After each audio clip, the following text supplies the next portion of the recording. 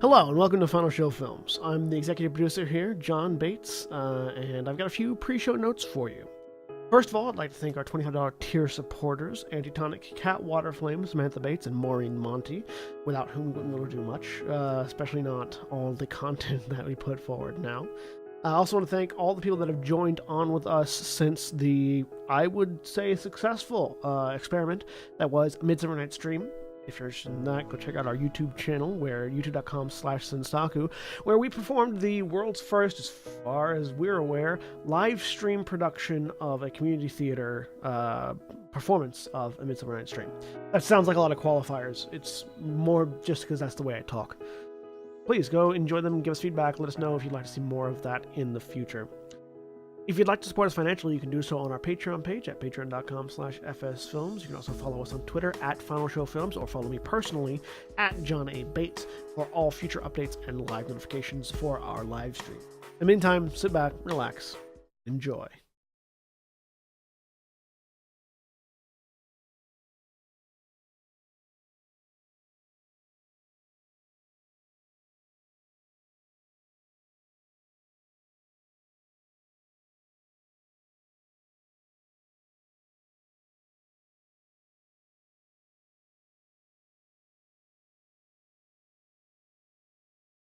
And we're live.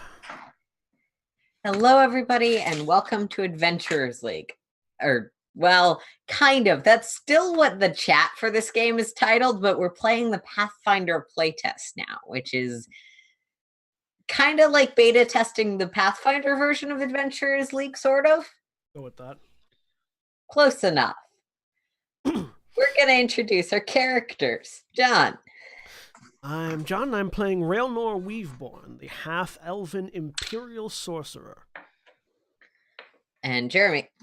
Hi, I'm Jeremy. I am playing Gunford Stormhair, the Dwarven Ranger, and his Tiger Bitey. And William. Hi, I'm William, and I'm playing Gorgonash, the half-orc monk. And Jeff. Hi, I'm Jeff. I am playing Ribnel Thibblestamp, the gnomish alchemist. Right. When last we left this group of adventuring on commissioners, you're reasonably adventury. They had started their journey into the Ashen Desiree, which is sort of a lost temple place. It's buried in and connected to the sewer systems of the city. Apparently, here there is a terrifying, potentially vampiric hobgoblin terrorizing the locals. Terrorizing the locals by stealing their shit, and also terrorizing some goblins by having them steal their shit, and apparently occasionally draining them of their blood and life. But this group has been sent to try and put a stop to this, and also to retrieve a important family heirloom for one of the town's important scholars. They just finished slaughtering a few goblins who were trying to build a statue to their hobgoblin master. And I forgot to say this before summarizing it. Spoilers for the Pathfinder Playtest Doomsday Dawn. Worth noting, yes. And to be clear, we are talking about colloquially stealing everyone's shit. This is not a World of Warcraft quest. See, that joke's only going to make sense to like 5 people. I feel like we have more WoW fans than that, but I mean, Yeah, but that even presupposes that we have more fans than that. Even within WoW fans, that's still an obscure joke. How is that an obscure joke? In fairness, I don't people think play about this game with shit digging through. Because of all the people I've ever talked to or played WoW with, you and Jack are the only two who have ever obsessed about that particular point. Which is how it's an obscure joke. I would argue that you talk to the wrong people about WoW. I'm more concerned about the people who aren't noticing of or concerned about these quests than the people who seem mildly obsessed with them. It's because there's only one in an expansion, so like of the 500 quests you might do, one has to deal with shit. And for some reason, Relnor is thinking about a game that he has no way of even comprehending the mechanisms by which it is transmitted. What are you guys physically doing within the game as we pick it back up? I close my journal that I've been writing in. Ribnell's points they said that there's certain mushrooms up in this cavern up here. Let's take a look. I believe they were this way. Gorgonash points to the... Why don't we not take a look instead, considering we know what they do? Where? Wait. No. So, That's absolutely... Well, we can go take a look and say we did. Why? Why are we going to the place where we know that there is a fucking mushroom of doom? What is wrong with you people? Hallucinogenic mushroom. By the way, Gunford, because of where you physically are, I want you to roll me a perception. Okay. Rather than getting sidetracked with the hallucinatory mushroom, why don't we just continue on to find the vampiric hobgoblin we're supposed to kill?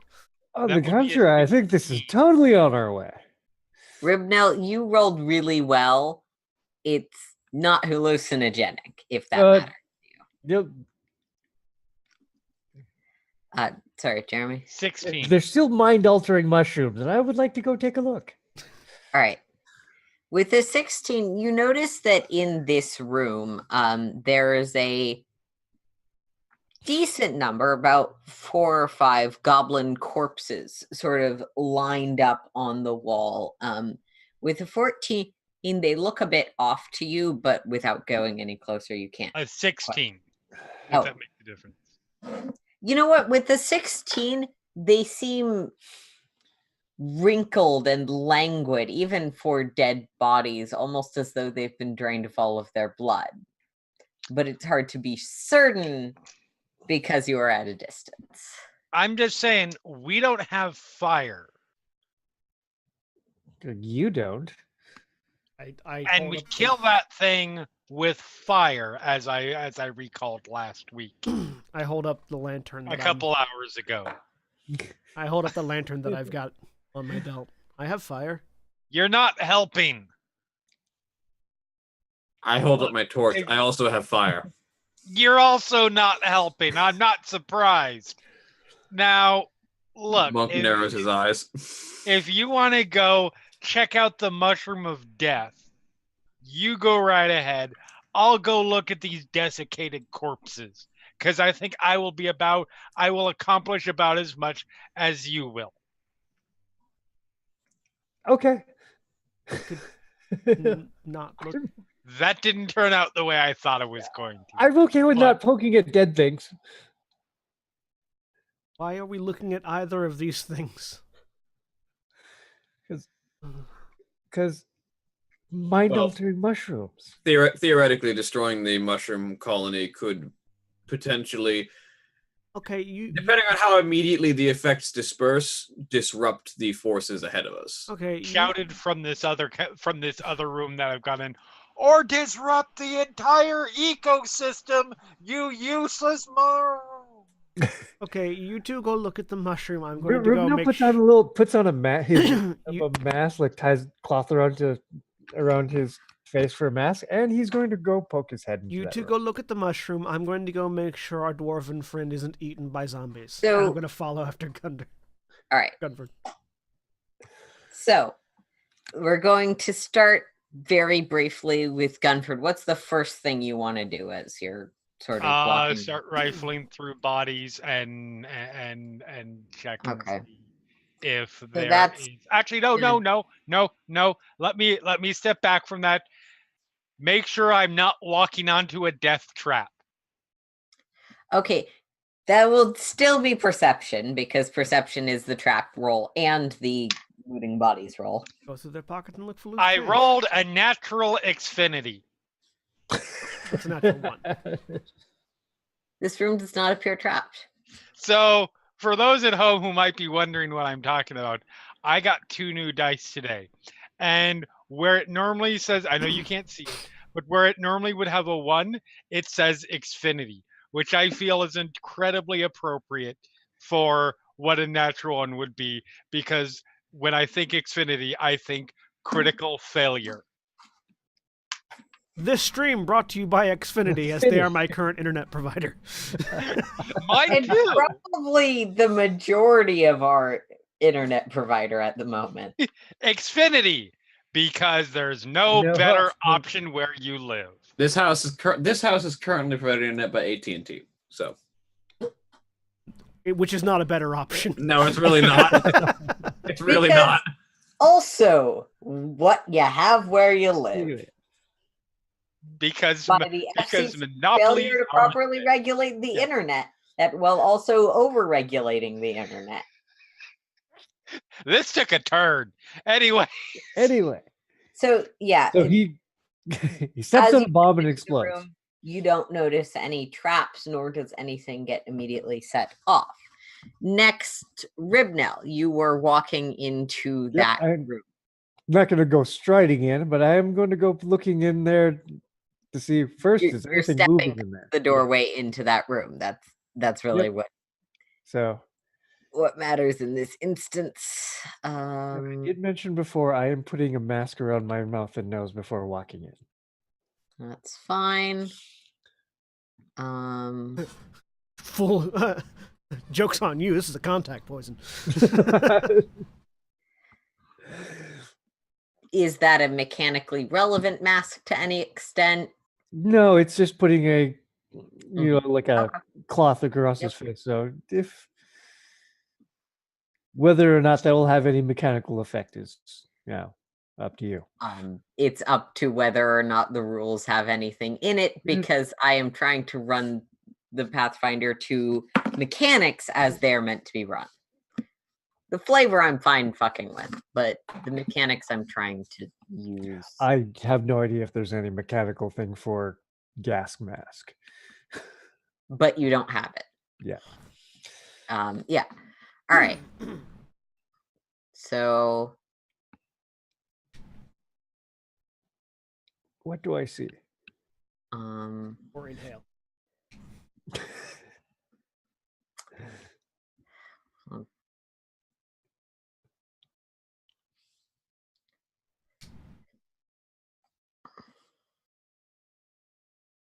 at this moment, we're all gonna roll initiative.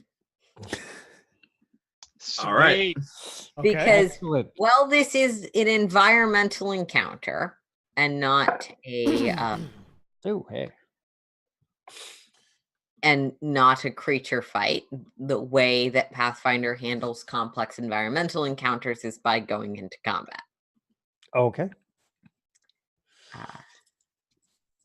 Try this and is locate just a D20 that isn't a spin down. So Thanks, Percy. y- That works. you know what's funny? I went to go. I picked up my dice, went to roll it, and then paused because I was about to roll initiative, and without thinking of it, made sure I had clicked on my character token. I did too, so don't feel bad. Physical. Yeah. Well, I actually, I can add you guys onto the initiative tracker. If you would be so kind. My initiative bonus. I'm actually just going to leave you on there for now, and you guys can just change your initiative each Sounds time good. combat happens. I mean, Where the fuck is the initiative? it's your perception modifier typically. Oh, that's right. Yeah. I mean, in this case, if you wanted to... No, perception, because you're mostly investigating right now. Initiative change based on this.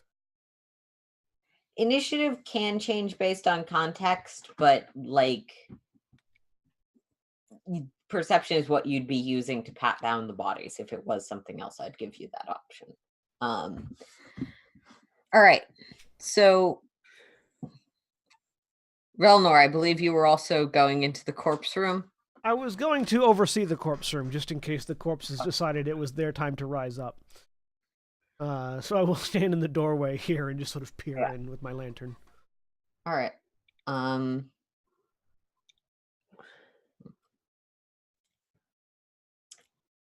Yep. Ribdown. If you've sort of stepped vaguely into the room, you can see these large red mushrooms within the room itself. Now,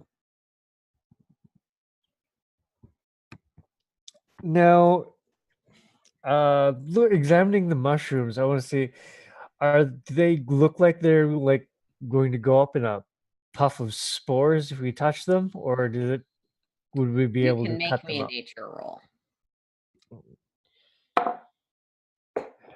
Oh, that's great.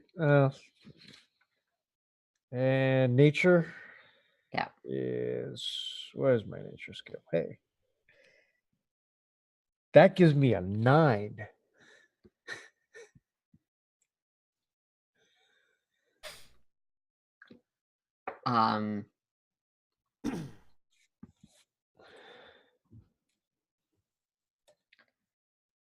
I mean, if you damage them, they will definitely explode more. Is something you're guessing based on your previous roll, but not really augmented by this roll. But as you're sort of going through the process of examining these things, considering whether or not it's a good idea to touch them,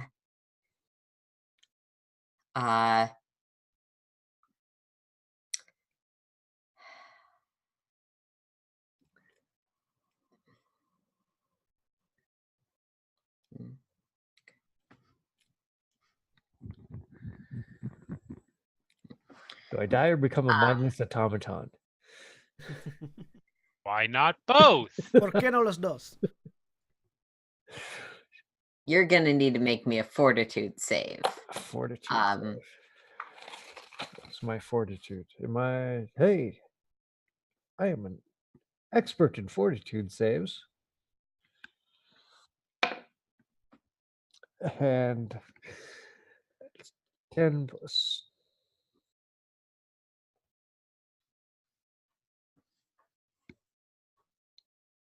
Okay. Expert is just your level, or is it level plus? Level plus 1. Level plus 1. Level plus 1. Okay. So that gives me a 15.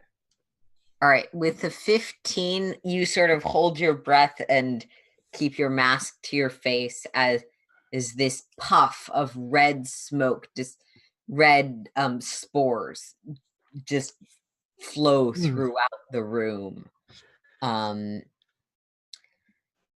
Definitely lingering in this entire room's area.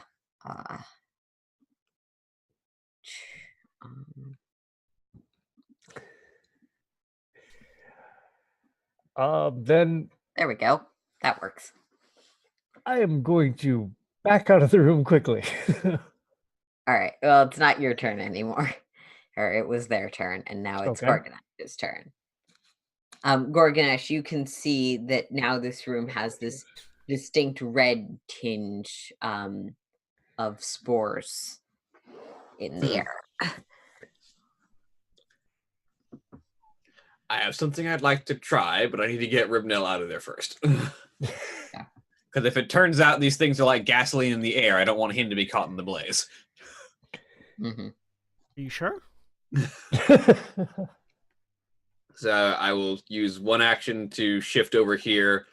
Can I use a second action to try and pull Ribnell to the space next to me? Yeah, fair enough, given the context. So and the fact that he's only about 3 feet tall. That too. I'll use my second action to pull Ribnell aside. Mm-hmm. And then use my third action to just kind of wave my torch through the spores and see if they catch. Are you aiming for any of the physical mushrooms that are on the side of the wall? Probably, but mostly trying to wave through the spores on my way to the mushrooms to see if the spores themselves catch too. Here's A torch can be used as an improvised weapon if you want me to just make it. I was gonna say, do you know where your improvised weapon attack would be?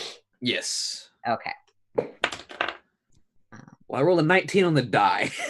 Yeah, that'll hit the stationary mushrooms. Nothing catches as you move through the spores. However, when you make contact with does it give you a damage for that, or 1d4 bludgeoning and 1 fire damage? All right, so roll your 1d4, which plus my strength mod, obviously. That will be 3 bludgeoning plus my strength, which is 4, so 7 bludgeoning and 1 fire. Now I'm contemplating making a torch into a magic weapon. All right. Magic torch. Wait, collect samples. This thing has a weakness fire 10. So as you feel like a modicum of fire damage to it, most of this fungus explodes with more spores coughing into the air. Fortitude save. Yeah, and you're going to need to make me a fortitude save, but let me check it doesn't have any, for lack of a better term, hit points left. Like, you destroyed it. All right. Let's see, 14 on the die plus my fort save is 4, so 18. Okay, with an 18, you're fine, but these spores seem to be more dense in this room now than they were previously.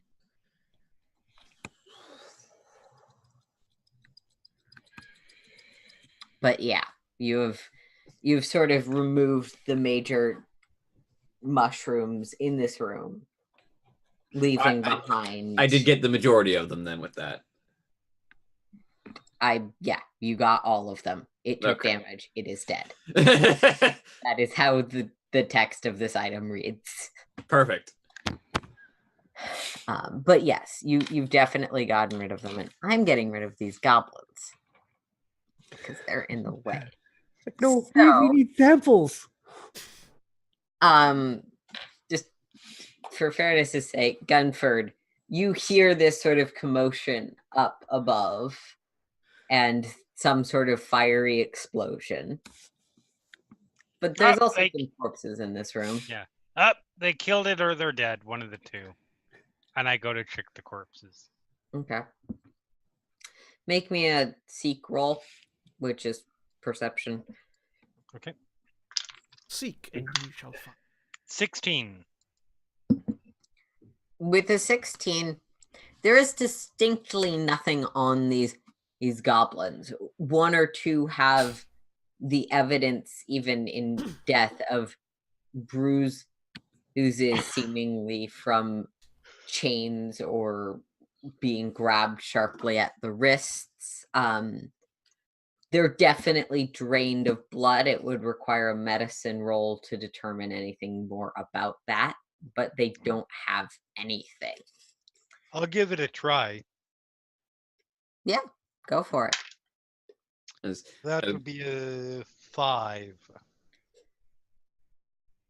I mean, maybe they're drained of blood. Maybe they've been taxidermied. He gets up, grunts, kicks one of them. As Gorgonash leans away from the room filled with spores and faces his head away so he's not breathing any of them towards him, holding the torch between him and the spores. Well, if anything else, those mushrooms won't be affecting anyone else as soon as those spores disperse. Sounds like they're survived. I pull out my journal and write in it. Looking into the spores settling to the ground at all, or are they just staying airborne? They still seem in this room to be densely. You can make me a nature roll if you'd like to try and determine how long it's going to take them to disperse. Sorry, did Gunford ask Railner what he's writing? Yeah, what do you write? Oh, just observations. An Like- unnatural 20. Yeah, with an unnatural 20, you can determine that these fungi are. They're probably quite vulnerable to fire, but they're probably also quite explosive in the context of fire. And it's probably going to take maybe 10 minutes for the spores to disperse, given that fire has been used. I turned the book around to show Gunford. Do you read Elven, Gunford? I'm checking my languages. That is not my character sheet. That is Bidey's, and Bidey only speaks Tiger. And reads Tiger. He reads Tiger too. Speaks and reads Um, Tiger. Yes. No, I do not. I read Common and Dwarf. You see a bunch of Elven words.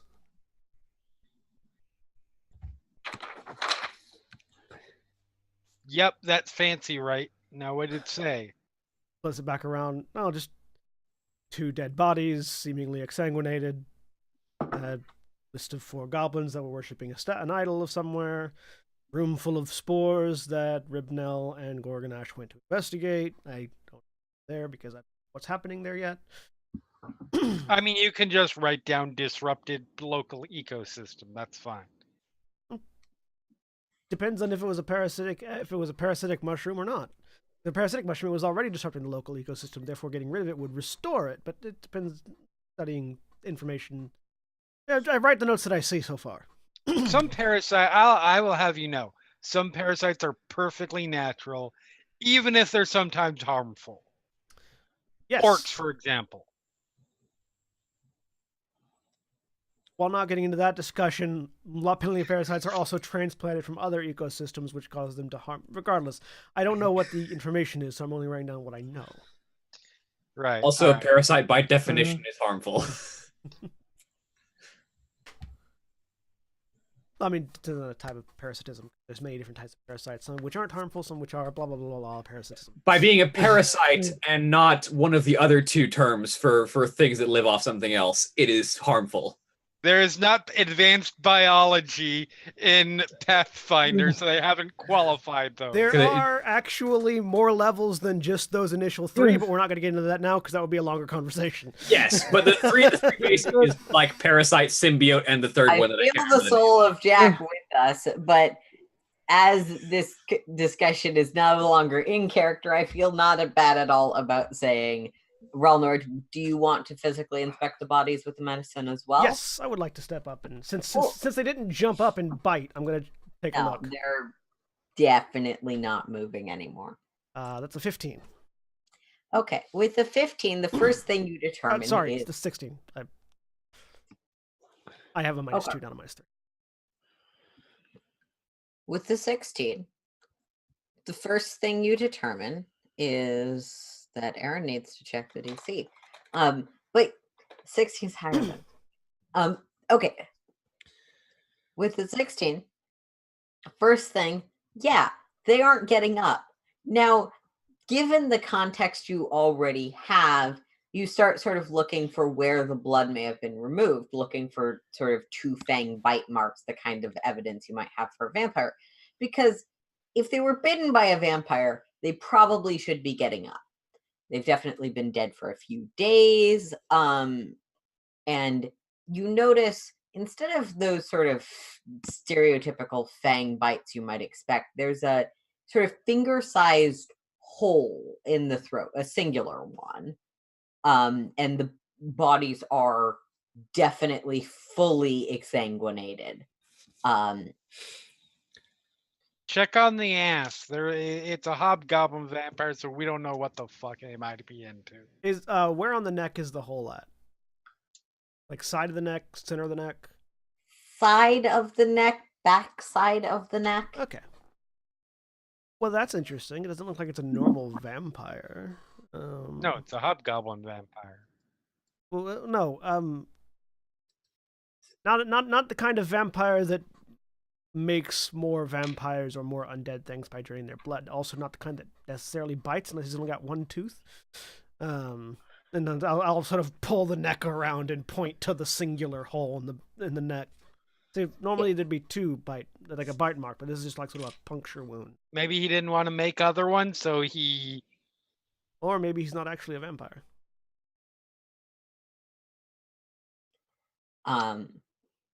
Do any of you read Goblin? I do. Nope. Unfortunately, Goblin and Orc are still 2 different languages. Ribnil does. I do not. I do. Yeah. Well, Ribnell, let me know if you come into this room. Well, Do I- yeah. If I see that there's not going to be if I say that once I see that I'm not able to grab any samples of these mushrooms, yeah, I'd go. It's like, okay, fine. Let's go see what the other guys are doing. Do I see any writing on the body or on the walls or something? You might see some scratches into the walls. It probably doesn't read to you as writing Okay. necessarily. But continuing on the thought process, it may very well be that this isn't actually a vampire, but somebody who uses some sort of technique to drain blood, and maybe practices several of the sort of mimics several of the things that people might know or have superstitions about being vampires in order to maintain political power amongst the tribe, but not actually be a vampire if they're not draining blood like a vampire. And I'm waiting to see if Gunford's eyes glaze over. No, he gets it. That seems to be quite a leap, but I'm not denying it's possible. I mean, if it was a vampire, I would suspect that their victims, or there would at least be some amount of undead victims rather than just goblins. I mean, based on that theory, I'm gonna go out on a limb and say you read a lot, don't you? Yes, I do. He says, indicating the journal. That's all I needed to know. All right. Yep, you do you in there. Come on, buddy. After inspecting, I'll step out. You'll probably step over. Ribnell's kind of pouting. It's like, Grognash blew up the mushrooms before I can get a sample. I mean, if you wanted to collect some of the spores, they're still going to be floating around for a bit. I mean, I presume that's because the mushrooms were a threat. I mean, I don't recommend breathing in the violent red spores if you'd like to take a look. What did you guys find? 2 exsanguinated goblin bodies, not exsanguinated in the procedure that one would expect of a vampire. Maybe? Dead goblins. Take a look. Missing blood. Maybe he just didn't want to bite a goblin. I mean, they're kind of dirty. Well, he's a hobgoblin. Would you want to put your mouth on that? See, this guy knows this guy knows what's up. No, but by comparison, many people are distasteful of elves. At the same time, I do not have the same distaste for elves that other people that do have distaste for elves have. Because I'm not talking about elves. I'm talking about when's the last time these things bathed? Never. Everyone has their own cultural differences and norms. It's not. Would you want to put your mouth on that? That's fuck no. I will note that many people only lightly sear their meat before eating it, and their meat has never taken a bath, likely ever. Yes, I mean, some people are fucked up. You're right. Venison rarely takes a bath. But you're not eating the skin when you're eating the venison. You wash the meat. Regardless, I say, pointing at the goblins. If you want to take a look, feel free, but I don't know if there's much more to find. You don't just hack off a piece of deer and then shove it straight into your mouth. Some people do. Yeah, we call them plague bearers. So those people that eat rats. Deers don't typically carry all that many plagues. Rubin will go in there and he will poke a goblin corpse with a stick. I can't deal with this fucker. All right. Rubin will go in there and he will poke a goblin with a stick. Yeah. Okay. It continues being dead and moves as expected based on your stick's movements. But as you enter, you also notice that scrawled on the wall, about at the height at which a goblin would probably write, which makes it more obvious to you being also about fair. The same height. Is in goblin motivation. The bad ones are this. It's motivation, loyalty, motivation, just scrawled in Goblin along the wall. Just kind of look at it, it's like, huh, that's a really bad motivational speech. And What's that? point at the scribbling there. It's like a goblin motivational speech, I guess. It's really not that motivational. I assume that's because I come from a more civilized area, but I would never have actually thought of a goblin giving a motivational speech, and now I'm very interested to know what a goblin motivational speech would be. Apparently, it's just repeating motivational at them repeatedly. Oh, okay. Nope. That makes sense. That Motivation. Dead goblins. Do your thing right. that doesn't Or sound like- like a yes. That doesn't sound so much like a motivational speech as an example. Oh, Oh yeah, that makes Which more also sense. would indicate why they weren't turned into vampires.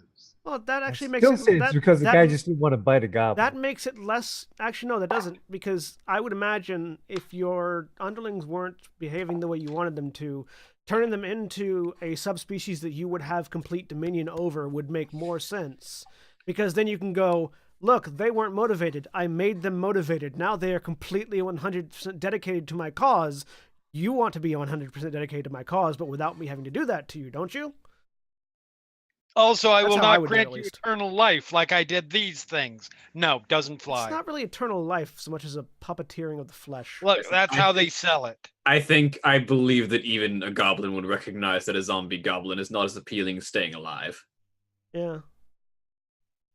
For additional Vampires context, don't make you zombies. know what those mushrooms in the upper room do, just to remind you from last week. Yes, they're They meant Press to the will and make you susceptible to suggestion. Vampires don't make zombies. Vampires make vampires. What I'm saying is that I think that the likelihood of our hobgoblin being an actual vampire has been reducing from 100% rapidly since arriving. Also, I would note that I believe a vampire has other means of controlling their subjects and would not necessarily need mind-altering fungus. What we're saying is it might not be a vampire. Might be something not 100% I know, you hobgoblin. literally said the words, it might not be a vampire 5 times now. I just like to make things clear. It was clear the first time you said it might not be a vampire. It might be Maybe something. he's- It might be something more than simply a hobgoblin, but it might also just be a hobgoblin playing vampire. Or a hobgoblin something else playing. Anyways, shall we continue? I say, pointing at the hallway. Well, there's one more doorway over there we haven't looked at yet. Yeah. you also haven't checked this room, just as a reminder, because I know we cut off last week. Which room? The one The we're in. second room you're standing in. Oh, we haven't Besides the searched dead goblins yet. and the statue. Oh yeah, I'm gonna go look at the statue. I want to go study the statue for a minute. Yeah. While people are That's fair. deciding whether or not they want to go look in that other room. It is definitely supposed to be a hobgoblin. Inference about which hobgoblin you'd expect it to be. Beyond that, it's crude, poorly constructed, barely holding together. Like, clearly it fell down a bit during the fight and was already not particularly structurally sound, but it seems to be some sort of symbolic representation of their leader that they thought was a thing that their leader might want. Pull out journal, writing in it, talking out loud while writing. It's more of an effigy, really, than a statue.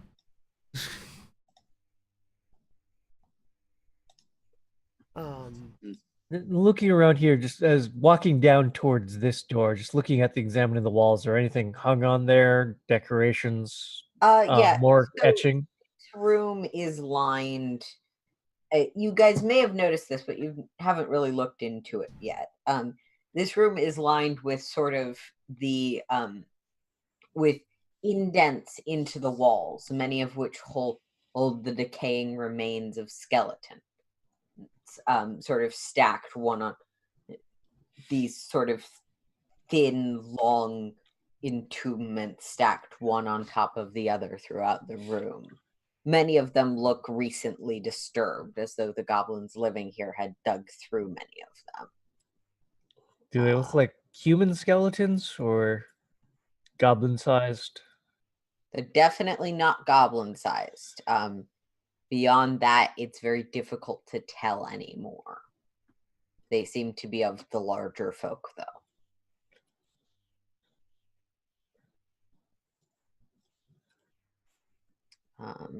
And make me a perception as you're sort of looking around through. Now give me a 19. Okay. Yeah, with a 19, looking through, do you want to actually look through these? I'm not actually going to go digging into them. I'm just mostly holding a lantern up and looking. All right. Yeah, peeking in with a lantern, many of them have been disturbed. You spot a few things that you could probably grab if you wanted to reach in. Sure, if anything looks interesting or shiny, absolutely. All right. So going sort of digging through a bit to grab these things, you find 5 gold, a minor healing potion,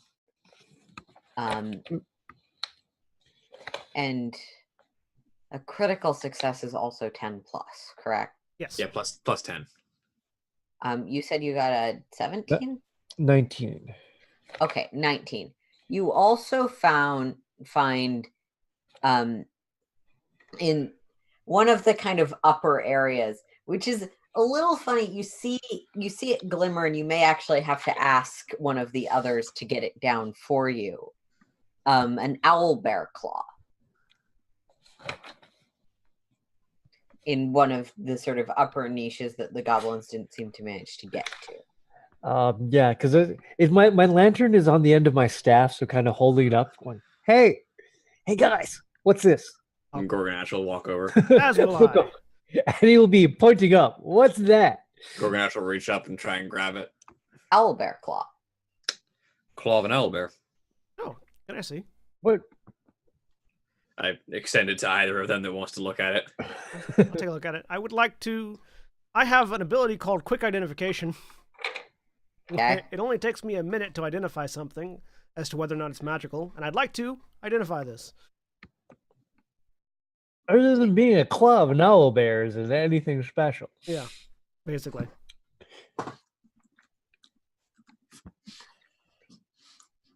Got a 18 on my Arcana check. If an Arcana check is what's required.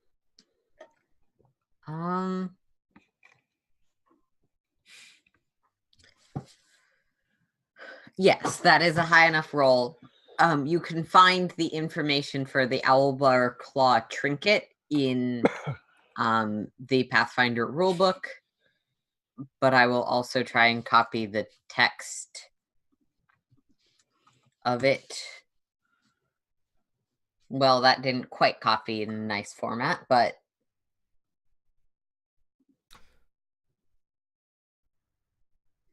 yeah.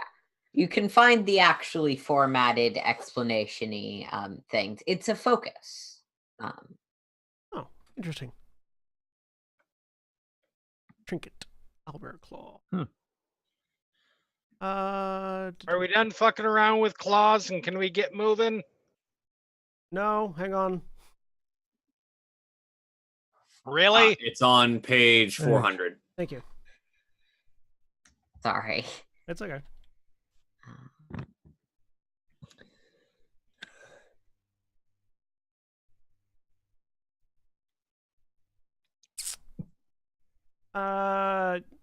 This claw set in an iron clasp and chain isn't always the claw of an owlbear, but the trinket is associated with that strange beast to its ritual formula. When you activate the claw, triggering attack gains the weapon's critical specialization effect. If you already gain the critical specialization effect for the affixed weapon, the trinket has no effect.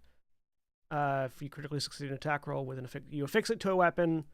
And if you critically succeed an attack roll, you can trigger the weapon's critical specialization effect, which is critical specialization. Okay. Huh. Oh, so, actually, you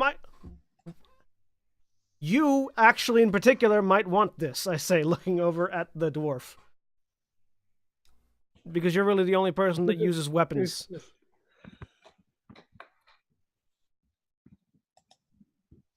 I say, holding it out. If you affix this to your crossbow, then or any other weapon that you might have. Okay, here we go. Yeah. It's not a feat. It's just in general things. Okay. It's a property. Many feats will give it to you. Okay. But yeah, it's a property. Yeah. If you affix this to your crossbow or to any other weapon, it'll make it hit slightly harder at certain points in time. If the target is girl, he is adjacent to. You can- Okay. Yep.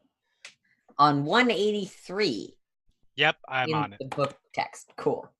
Yeah. So that's a thing. I'll walk but- over. Yep. Keep in mind, I believe it does require some level of magic, though I'd have to go back to it to check. Takes a focus activation, which is a free action. Yeah, when you hit critically, it takes a free action.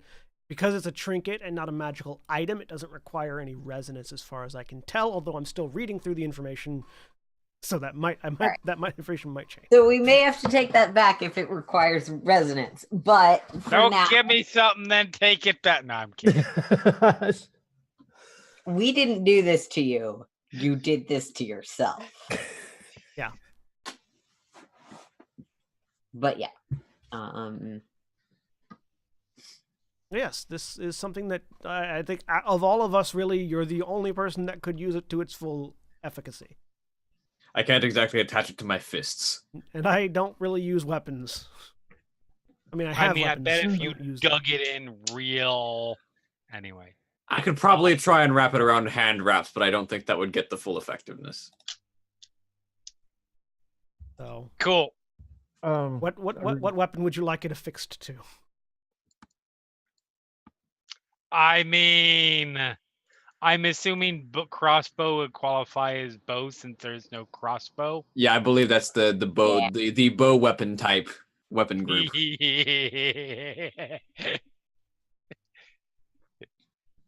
Yeah, I want to shoot people. I want to treat people like Pin people to walls with your bow. dartboards. It's that scene in Dragon Age 2 where Varric is pumping up his own ego to lie about something, and you have to play as him. So, yep, that seems like a plan. I will help Gunford attach the item to his crossbow. All right, now can we go deal with this thing? Well, there's another room. I think someone wanted to explore. I say, pointing to the south. Yes, certainly. It's not like we're on any. I mean, I realize it's not a huge time crunch, but there is a little bit of a time crunch. We can go back after we've killed the vampire. I mean, if we find something that will help us kill it in that room, Don't we have the better part of a week for this? we do. Yeah, we have like a week to do this. We have time. Now this time We're not getting paid by the hour, folks. So the fact that we did find that interesting thing means I'm going to go through this room and look through all of the other burial plots. Oh, for fuck's sake. Make me a perception check. And for this, I'm not walking in the room. I'm holding the lantern that's on my staff and holding it forward to get a better look. Natural 20. Perception check. All right.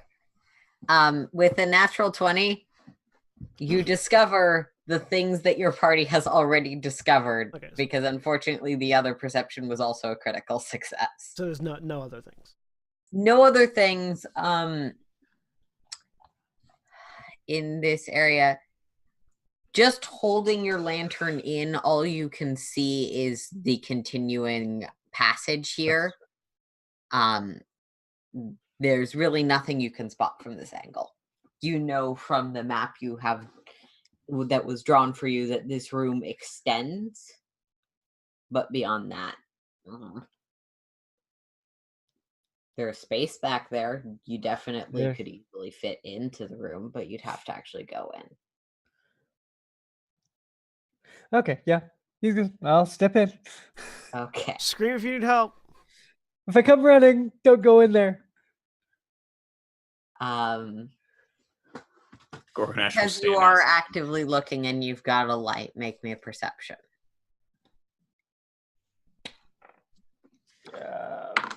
13. With a 13, you probably continue heading in until the part where you have clear sight to the room, which would put you there. Okay. But you don't spot anything at this moment. No mushrooms, nothing moving. Nothing moving. Definitely not.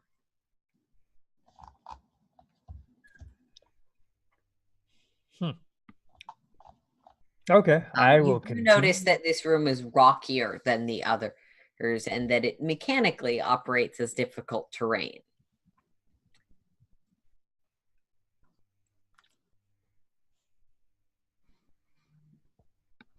I'll take a step further into the room to see if I can notice anything.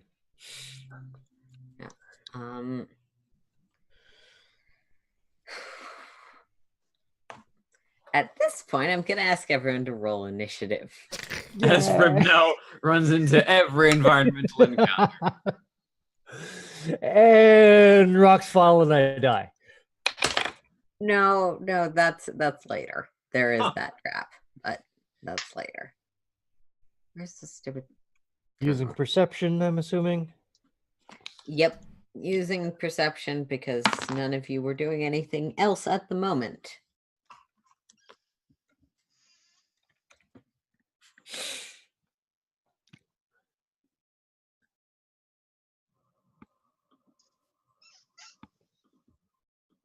Gunford rolled a much better initiative roll this time. Yes.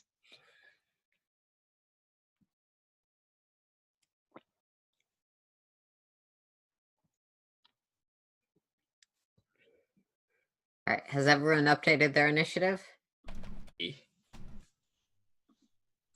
Cool. This is a waste of a natural 20, but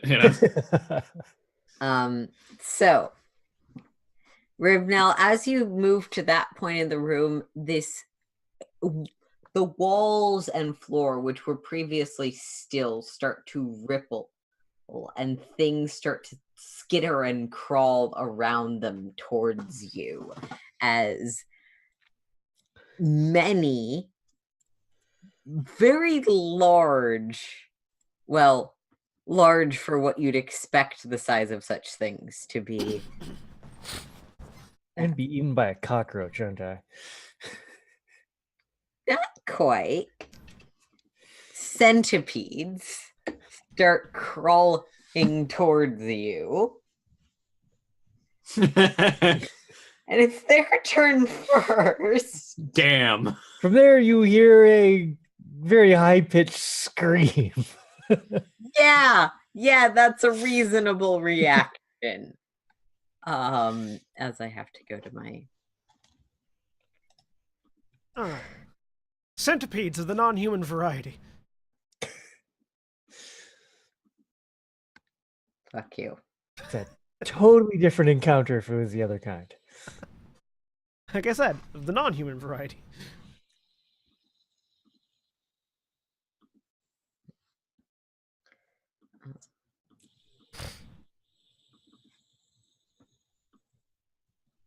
All right.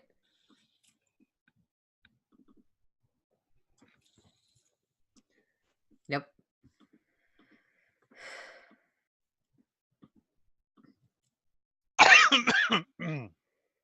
Ah. The giant centipede thing is out over 2 pages because of where the page break is. Sorry. Yeah.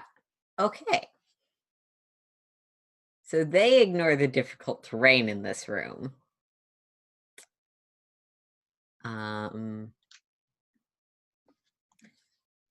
So I mean, it explicitly says they climb over each other, but you're small, so I'll give you some reprieve from that. As these things all start to skitter up sort of to surround you, you can tell that you have definitely entered a nest. Let's move this guy so he's sort of on top of the other guys. And they're all sort of crawling on top of and over each other to get at you. They've got an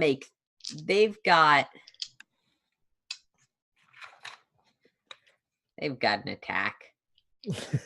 What is my armor class? And the action economy of this context. So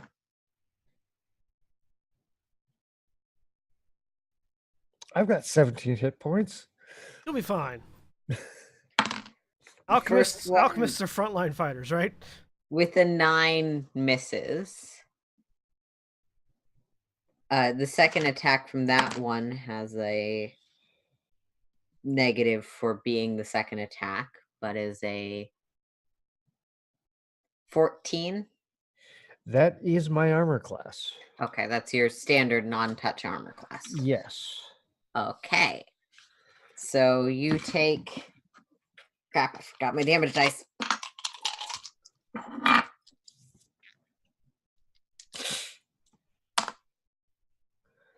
Zero damage, because 1d4 minus 1 is 0. And feel the piercing of fangs into you and need to make a fortitude save. As this first one bites in. Oh, that's wonderful. 7. Okay. A 7 is not enough. I didn't think so. And you're affected by this poison for 6 rounds, but the effect only happens on once a round. But that happens on your turn. Sorry. So yeah, that one definitely gets you with its second attack, and with its third attack, it gets it not enough because of the increasing difficulty of minus 8 on the third attack, yeah. Yep. Second one. A 4 is not going to be enough to hit. 5 is also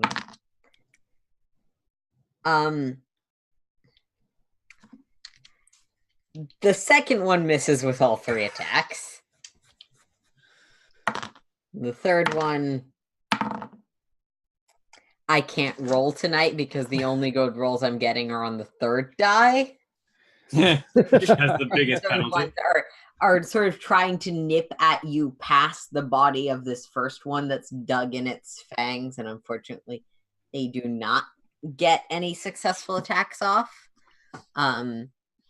But that's gonna end their turn. Gorgonash, you definitely heard a scream. Well, time to go in save a gnome. Yes.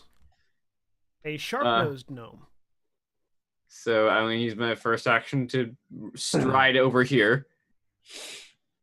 Giant centipedes. Yep. Second action to activate my Dragon Stance, and it's time to step on some centipedes because Dragon Stance explicitly is a kicking style. Flurry of blows then, shall we? Gold. First kick. It's going to be a 13 to hit. That will hit. Okay. Dealing 8 plus 4 is 12 points of bludgeoning damage. All right. As you kill the first centipede. Good, not that tough. I'm assuming just aiming for the one in front of you. Yeah. And then I'll go for the next one over with the second attack, which will be a 16 to hit. Thank you, Flurry of Blows, for not actually employing a multiple attack penalty. 16 will hit. Oh, I should let you roll damage first. Which will be 11 points of bludgeoning damage. And I really didn't need to wait. You've kicked 2 of them to death. And that's all 3 of my actions. Yeah. Gunford. All right. I am, first of all, I look over at Buddy as like, go save the idiots. Buddy goes 5, 10, 15, 20, 25, 30, 35. And then second action for Bitey is going to be a pounce, Yeah. which means he moves his full distance and then gets an attack. Mhm. So, nope, there, good enough. And let's eat this one. I don't think centipede tastes good. Bitey's gonna want to wash her mouth out. Right. Okay. What does agile mean again? You can.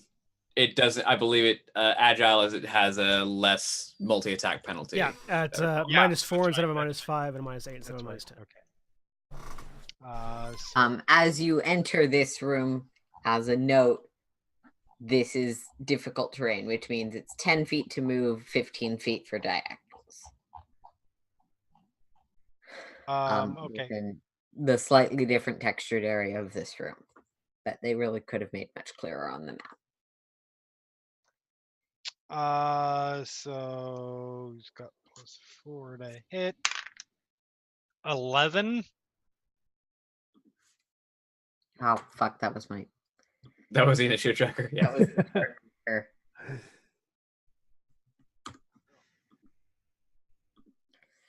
An 11 will unfortunately miss. Okay.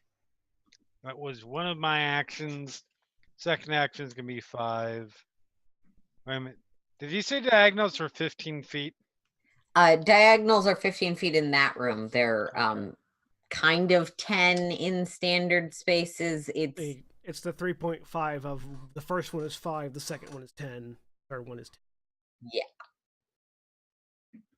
Interesting. Every other diagonal step is an extra movement Yes. because they count as a space and a half. In fact, it actually tracks it on the rangefinder. Because it goes 5, 15, 20, 30. Okay. And you know what? He spends his second, because his first action was command. Second action is to walk there. Third action is to reach into a pouch, come out, and start rolling herbs into a paper. Okay. The dwarf is rolling a Into a blunt. tube format. Or a cigarette. Let's be honest. If he's rolling a cigarette, he's rolling a cigar. Dwarves they don't do small. Don't you tell this dwarf what he can do and what he can't do. It's a goddamn cigarette. Some dwarves might just want a cigarette instead of a cigar. Also, cigars take much longer to roll than cigarettes do. Yep. And that is my turn. He got close enough for one round. I'm he's sure they've got this. I mean, we do. It's just a bunch of centipedes. Makes it my turn. 5. First action to stride. 5, 10, 20, 25. And then I need the two centipedes that are these 2 centipedes to make reflex saves. As I pull up my hand, summon the whip of lightning to my hand, and lash it out. I mean, let's be charitable. It's possible their reflex save is good. And their DC is 15 that they're trying. Okay. All right.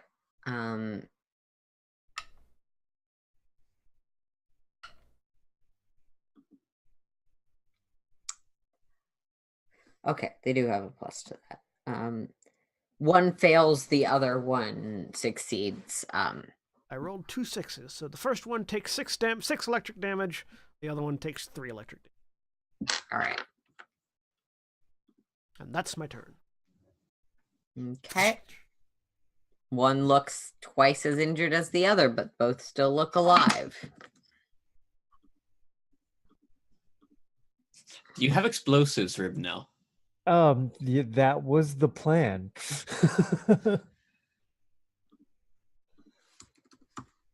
I just am flailing a bit as the centipedes attack me. All right. I kind of went slowly.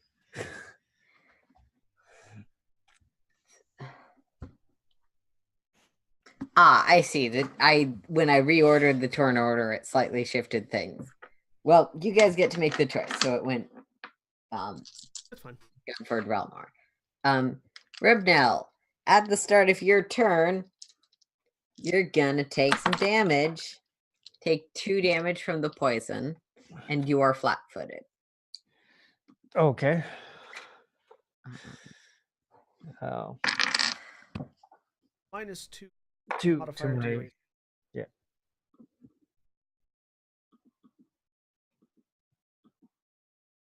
Okay. And so I am going to reach into a pouch and pull out a flask, and I'm going to throw it at this guy over here. A bottle of Alchemist Fire. Mm-hmm. So I'm hitting his touch AC with this, since it's a bomb. Gonna catch body on And fire. that is a, what is my dex? So that is a 17. Typically speaking, a 5-foot explosion is just a cross shape.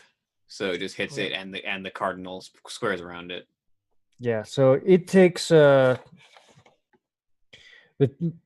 target hits, if I hit it, is 1d8 fire, and the things around it take 1 point of fire damage. Correct? Huh? You said we rolled an 18, correct? 17. All right. Yeah, you hit the touch AC. For 6 points of fire damage All right. to this that guy, and then things within 5 feet of it take 1 point of fire for splash damage. All right. The one in the far corner over here is very fucked up, but none of them have died yet. And the one I hit takes persistent fire damage. 1 point of persistent fire damage. Until he puts himself out, which I don't know if the centipede is smart enough to do. All right. So what are the rules for putting it out? It just takes one of your actions. It takes an action to put it out. Okay. Well, this one in the corner is smart enough to not die by putting out the damage before it takes another damage. I think it's, well, according to what it says, it's the one that I hit takes a persistent damage. The splash damage is not persistent. They just take 1 point of damage when it happens. That's good. I was a little worried that was quite broken. Here. Damage to all of the things for a while. We are scooting the corpses back just so it's easier for me. And yeah, the one that's persistently being injured will take its first action to put that fire out. Survival instinct.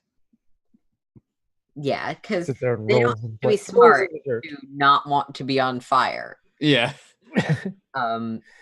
Generally, this is a thing that most sapient creatures. Except for your Vulpix or your Charizard, they're fine on fire. Do not try and put out the fire on your Charizard.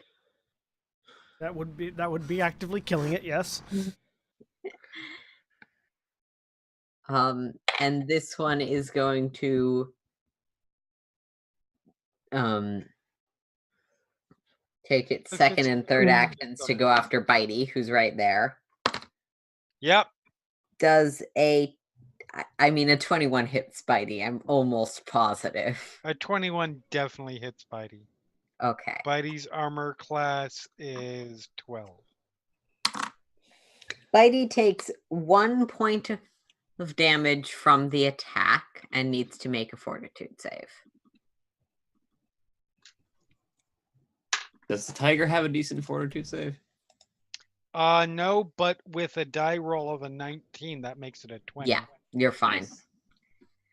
Um, I have a decent fortitude save. I just rolled really crappy. it's gonna make its second roll on Bitey too, but I mean, I think 11 misses, correct? An 11 does miss. I have All a right. crappy fortitude save. That's why I let you guys walk into the rooms first.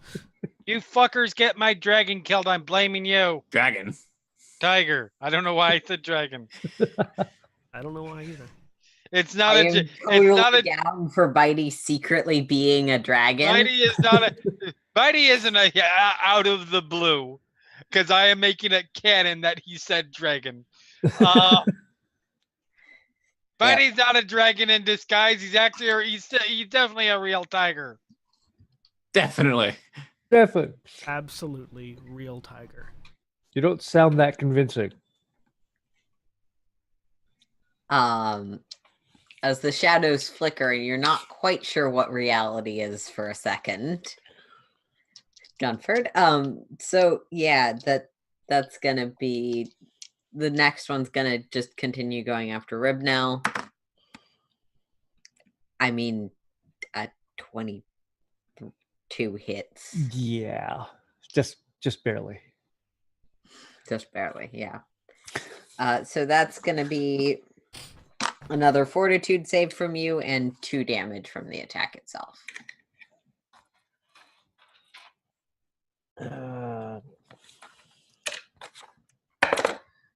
Hey, that's better.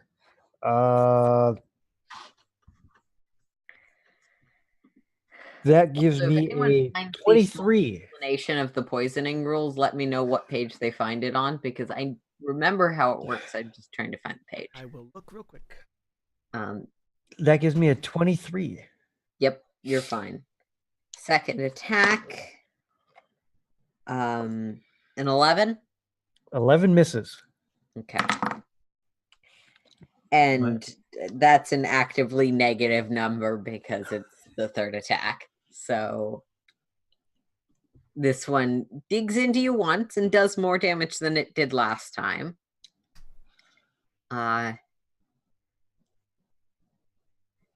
it does say they climb over each other.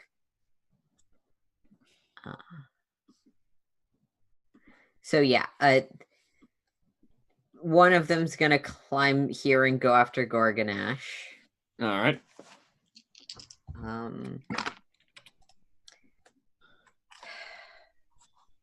18? Yes, that will hit me. Okay. Fortitude save. And 1 damage. The only poisons in the book are the alchemist's poisons. Is there a specific trait that says like venom or toxic or something? Yeah. Well, it's venom parentheses poison. Okay, I'll look for venom. The trait. Got it. The trait operations. I'm just trying to make sure I'm reading the way they write the text correctly, so it's probably in the GM section. I have 17 on my fortitude All save. right. Yeah, that's enough. I take. It gets a second attack. It moved, so it doesn't get a third one. But second attack. The venom trait is not listed in the traits. Good job. I will check and make sure it's not a bestiary thing in a moment. Paizo, I'll- I think you also- fucked up. There's different Yeah. stages to it. Yes. If it offers like page 3, 5 320. points. It's page 324. Okay. Yeah. I'm not asking for rulings. I'm just asking for page numbers. All right. Yeah. And we'll look at that next because there's one more attack I need to make before you guys get to finally have a turn again. Oh, there Which it will is. be, this one's going to actually move vertically up the wall. And yes, that's the wall. It's not the ether space. And also go after Gorgonash. Awesome. First attack is definitely a miss. Second attack is a 12. Misses. Okay. So it makes 2 attacks, but it's aiming a little bit above your head. And you just can sort of duck it. All right. As we get back to Gorgonash's turn. Well, Gonna high kick that one on the wall and the one in front of me with another flurry of blows. Okay. That is 20 to hit the first one, which will deal 14 points of bludgeoning damage. And the second one gets a 14 to hit. 14 will hit. All right. Which will be 13 points of bludgeoning damage. Thank you, Dragon Stance. And then I will stride. I'm assuming both of those died.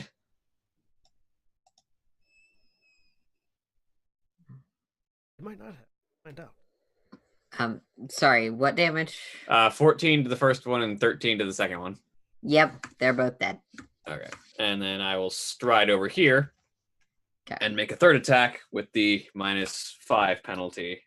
Unless, let me check if my Dragon Stance makes my attacks agile. I don't think it does, but I know some of the stances do.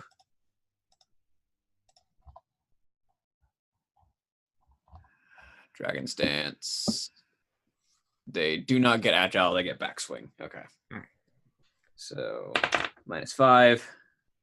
That will be a. Let me check. What's my attack bonus? My bonus is +5, so it makes it a flat die roll. That will be an 11 then. Okay. With an 11, you actually are going to... You're going to miss. Sorry. All right, cool. The All armor right. class is higher than 11, guys. It's not completely awful. Gunford. Keep at it, buddy. There's my command action. So first he's gonna chomp on this one. Go for it. That would be a 21 Yep. for fuck. He's not. I would actually be hit on really an shocked attack. if you're not able to kill it. I have never hit with him on an attack roll, so I did not have. Give me a sec.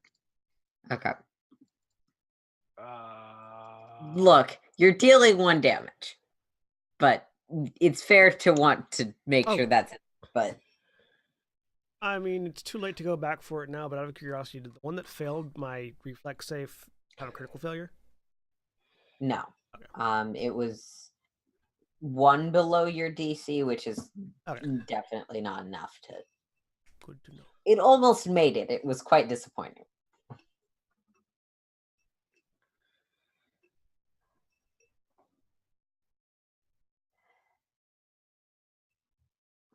Okay, so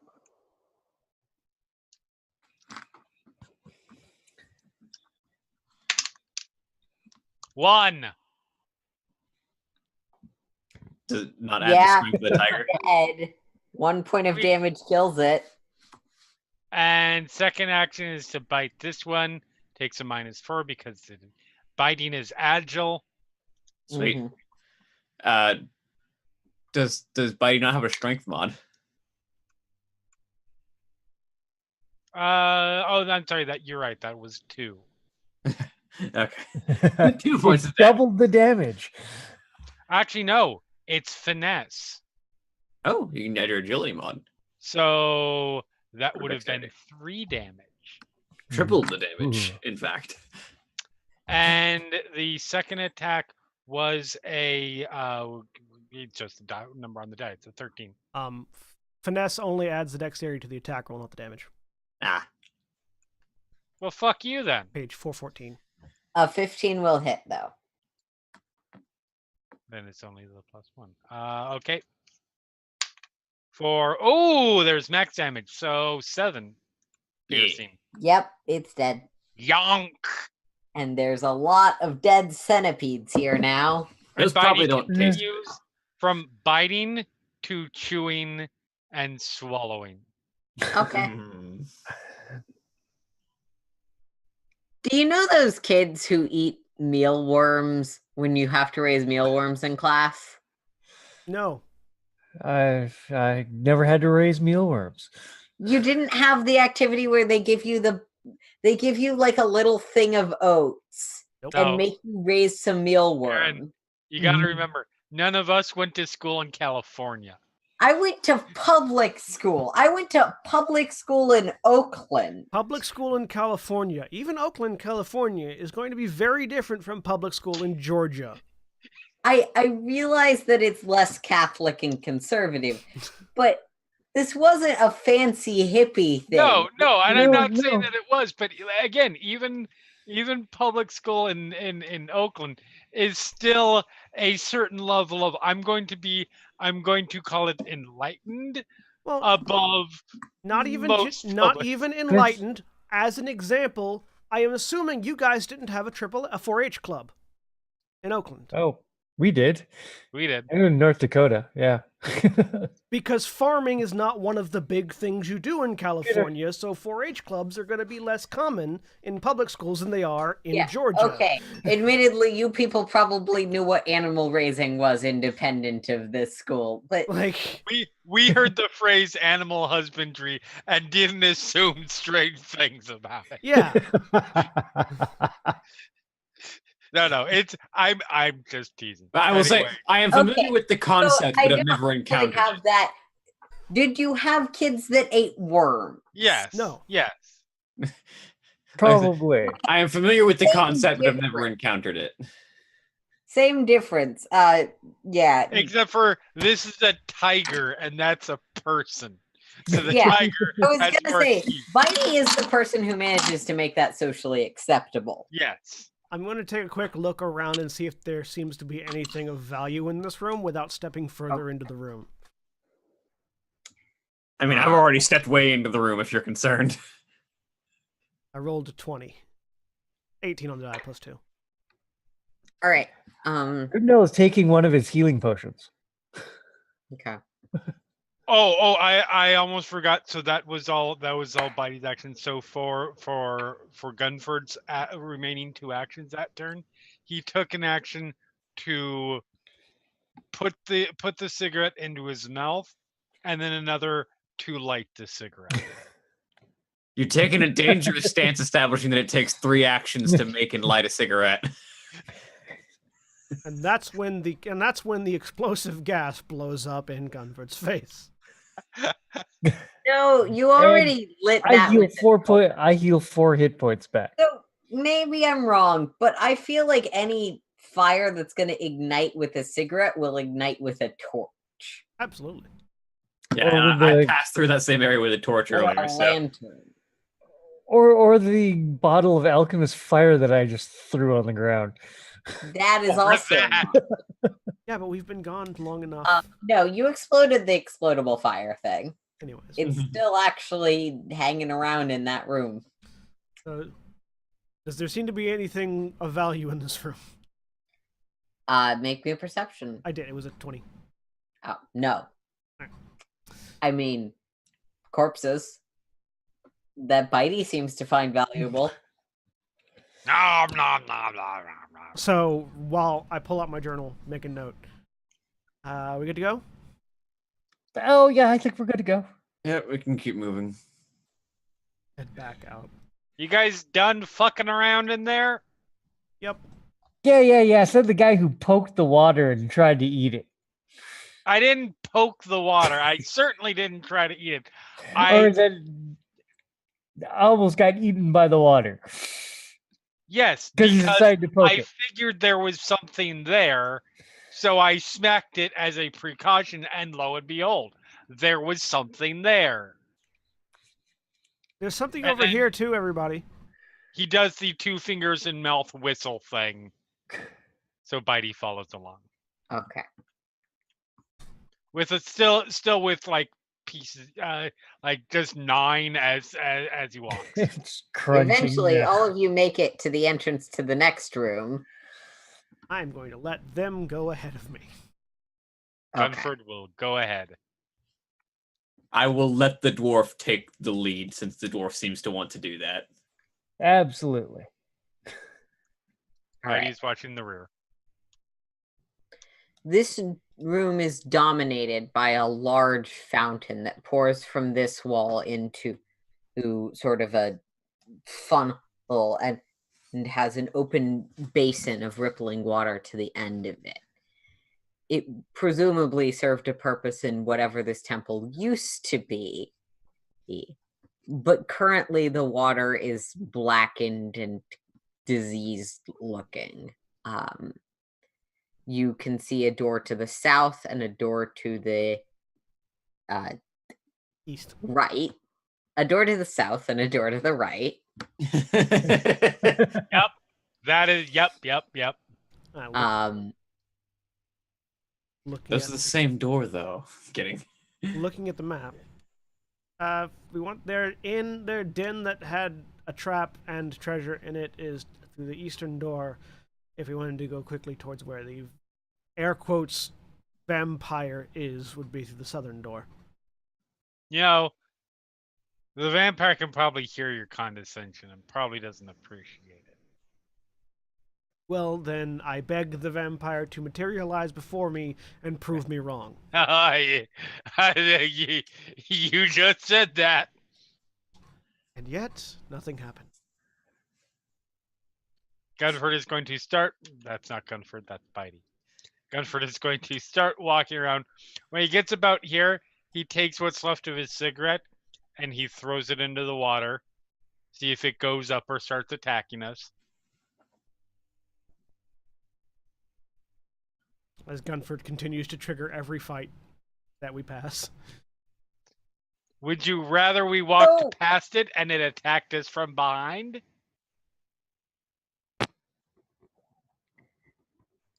I'm going to ask you to make me a perception understanding the TC is higher because this is very incidental. All of us are just Gunford. Just Gunford. 9. The short folk Obviously, anyone trigger. who would like to investigate pieces of this room can ask to do so. Oh, but never mind. I would actually, as I stop, Throw a cigarette butt into this water. Somehow it feels like that is what has been happening with this fountain in general for a while with the goblins and stuff here. I will sort of like, as I reach the basin, just kind of like stop and lean over the side and look. Just kind of take a sniff of it. Okay. Following along, Rivnell just can kinda make sniffing. me a nature. As a Sorry. sharp nosed gnome, I get a +2 circumstance bonuses when I'm trying to sniff things out. Okay. What was Gashran? Gorgonash, I was just kind of like, when I reach the basin, I just want to lean over and look inside and see if there's anything in there. Gashvaron is the group name of the group. Yes, on I know. It's getting confusing, and this one's my fault. Actually, it's a ship name that somehow has become the group name. Not somehow, through very specific actions taken by you. Yeah. Uh-huh. Ain't no somehow about this. I have a 15 perception check. Look, she's chaotic good. By some mystery that we cannot determine. Actually, no one else in that game knows what happened. Not in character, no. Out of character, we all But watched you do it. Speaking of D&D not being what we're playing right now, I don't have a good segue. Gunford's cigarette sort of chases across the water and slightly illuminates the murkiness below the surface. I need to check if I was on the wrong page. Yes, I was. We see that we see. How did a kraken fit in that pool? Yeah, we see the entire bottom of the basin blink. Just a giant eyes. No, but you do see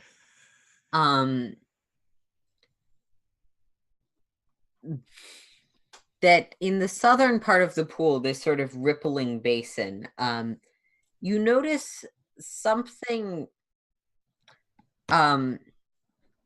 looks to be a small statue or idol maybe about this big, within the water. I will circle About around. what big? I think your hands were mostly off screen. This big, like Yeah. Okay.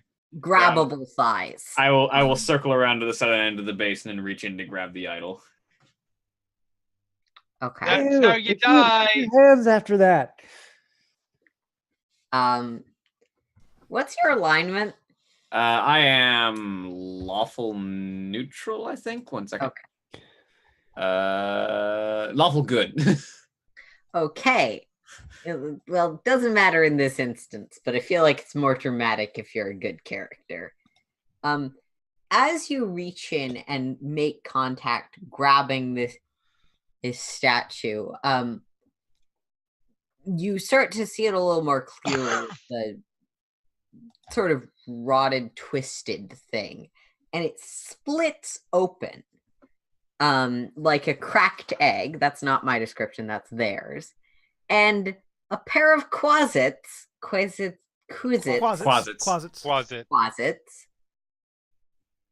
are now in this room with you. I will kick them both. You summon. You I have to re-roll initiative again. You cracked the Yeah. closet egg. Not quite, but Why am I consistently rolling so high on my initiative? I feel like that's gonna bite me in the ass when I need to. Why roll are my anything natural else. 20s burned on my initiative rolls? I don't need to change my initiative. I do. I got one worse than my previous.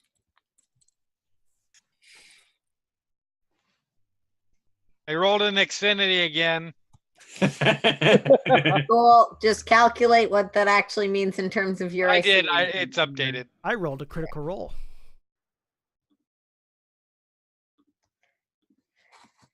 Let me try and. Would a critical roll be a Netflix?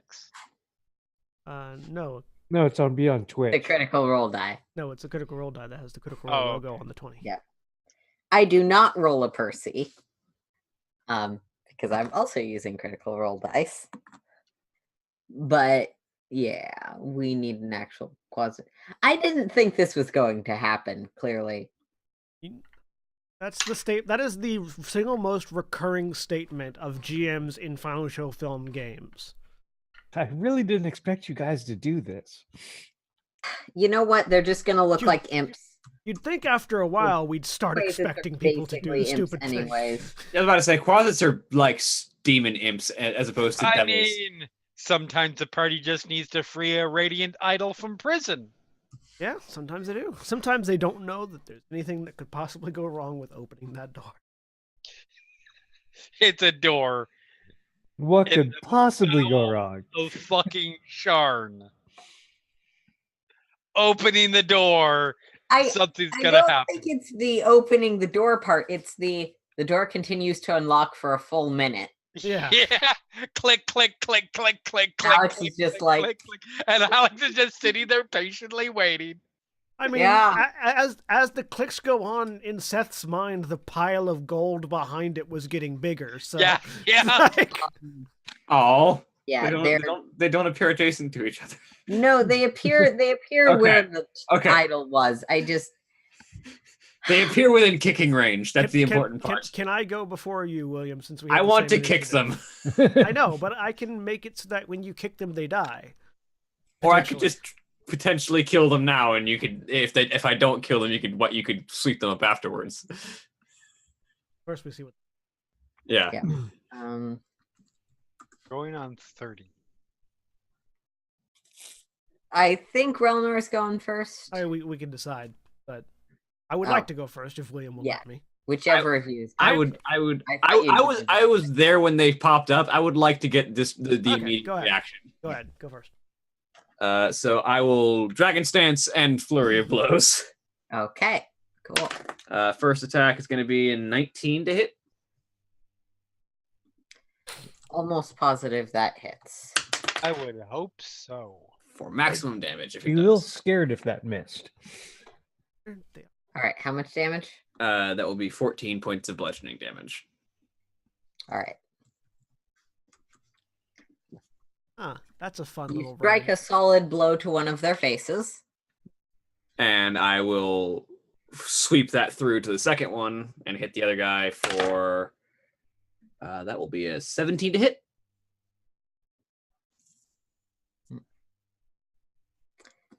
17 will also hit. All right. And that will, again, max damage for 14 points of bludgeoning damage. And then my third action will be a regular attack, which will be at a -5 penalty, so it's just a die roll. That is a 13 on the die. Okay, a 13 on the die is what with your... 13. I have a +5 attack mod, so it'll be... That's a miss. Yeah. All right, so I hit both of them for 14. Now, Railnor, if you want to finish them off with lightning. Yeah, they're within 30 feet of me, so I need both of them to make reflex saves. And if they make a 5 or less, it's a critical failure. Okay. Come on, Scanlan and Keyleth, the imps.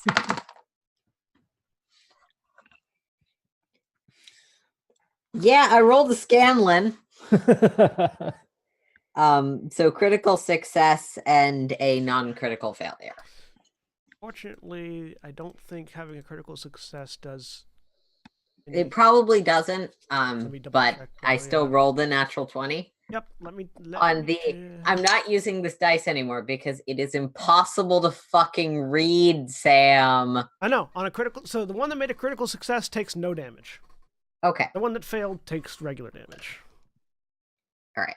So the one directly in front of Gorganash. Takes Ah. takes 5 points of electric damage. Okay. The other one dodges out of. You are not expecting these creatures to be quite as quick or as resilient as they are, as the lightning strikes, singeing one and completely avoided by the other. And then I'm going to use my third action because I haven't moved to cast shield. All right.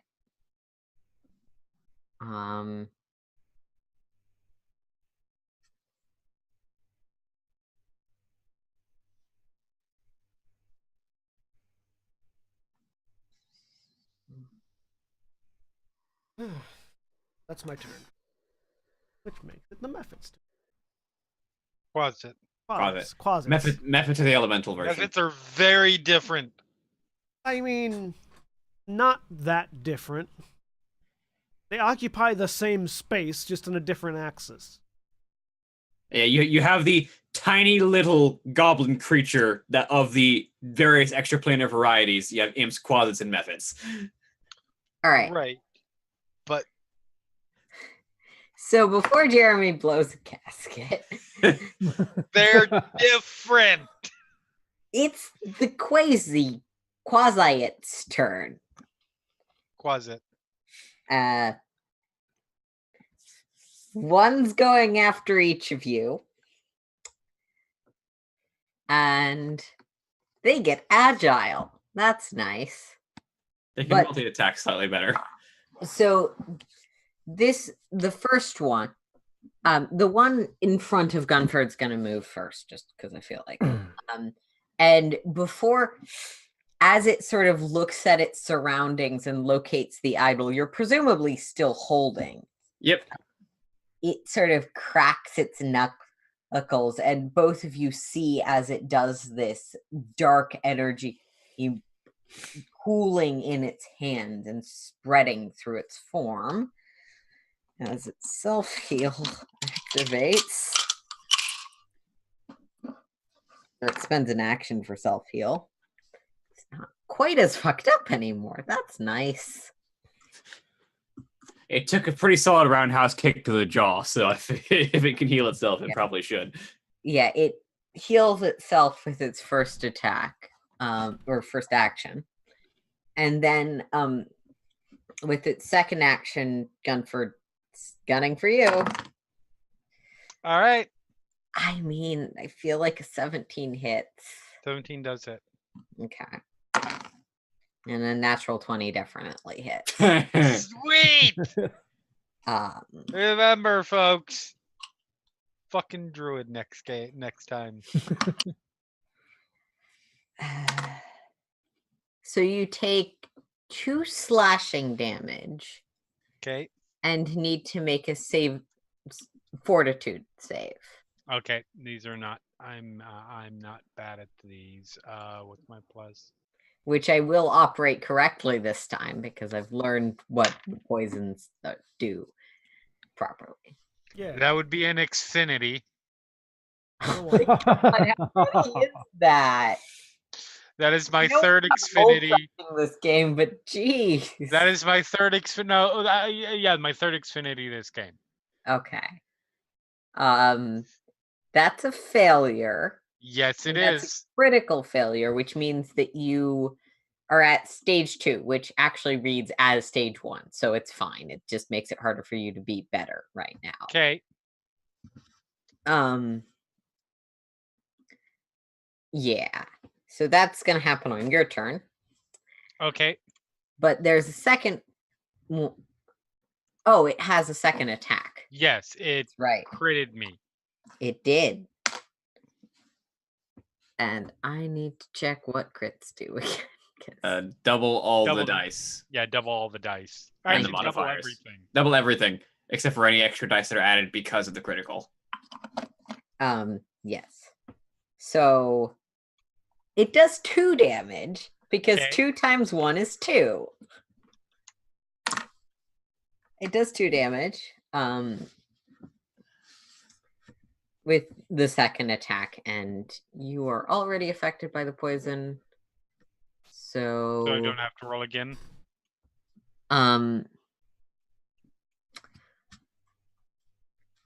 you don't get to roll again. You're still affected by stage 2 of the poison because multiple exposures don't stack, but they also don't allow you to make a second save. Okay. So yeah, that was that one's turn, and second one is also going to start its turn by turning inwards a dark energy that does not roll a d20 worth of healing and get more health. And it's going to make its attack against Gorgonash. Whatever 15 plus 7 is, I'm pretty sure it Yes, will hit me. That'd be 22. Thank you. 22 hits, and that means you need to make a fortitude save. I'm good at every save. I think I like being a monk. That's a 20 total. All right, you're fine, and you also take 0 damage because 1 minus 1. Yeah. Level 1 enemies. Or enemies for level 1 characters. I mean, they're fucking up Gunford pretty bad. Yeah, that's I've been fair. worse. Does a 12 hit you? No, my AC is 13. Yeah. So the second. Wait, no, it's agile, so it would be more than that. It'd be a 13 then, which would hit me exactly. Yep. Sorry. Fortitude save. It's even higher. That's a 21. Okay, so you take 1 damage this time as they Bink. are clawing at you with seemingly minimal effect. Jeez. He's doing the boxing defense as their claws are scraping for his face, and he's just putting his forearm up at their wrist and just stopping them there. Yeah, and you've got some blood, but not tons. One of them scrapes across his arm. Yeah. That would make it Ridnell's turn. He's first action. He's going to move away a bit, and then he's basically going to pull out a sling bullet, and for his next 2 actions, he's going to cast telekinetic projectile to throw it at the one next to Gunther. Okay. Gunford. Sorry. I don't know who this Gunther is. He sounds like an asshole. Oh God, the guy's horrible. He is. 13. A 13 to hit their AC is gonna miss. Okay. He's small. And that's it Small for and me. spry. Sorry. Second. That was it. That was it for me because it takes 2 actions for me to cast Yep. that spell. All right, Gunford. And there it is, whipping out his warhammer. Fair. I You mean, going? TOS. Excuse me while I whip this out. He rode a blazing saddle. All right. First attack. That would be a non-natural 20 That'll hit. for 5 damage, All right. bludgeoning damage, and I need to see what shove. What alignment are you? What? What alignment are you? I am. I'm chaotic neutral. Chaotic dwarf. Not an alignment for the mechanical things that are impacted by your alignment. My alignment is alcohol. Chaotic neutral. And I just realized, according to my character sheet, I'm a dwarf. Ancient blooded dwarf. It's good to know I'm not the only person who makes typos. And okay, I do need to look at something here really quick. Because I'm assuming that is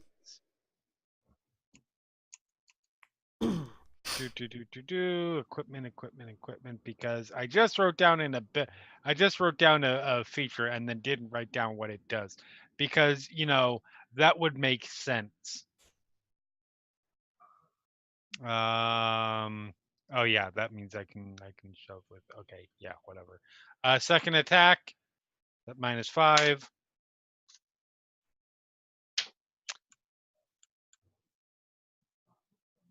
If you didn't catch it, that was me throwing the die over my shoulder because I rolled another Xfinity.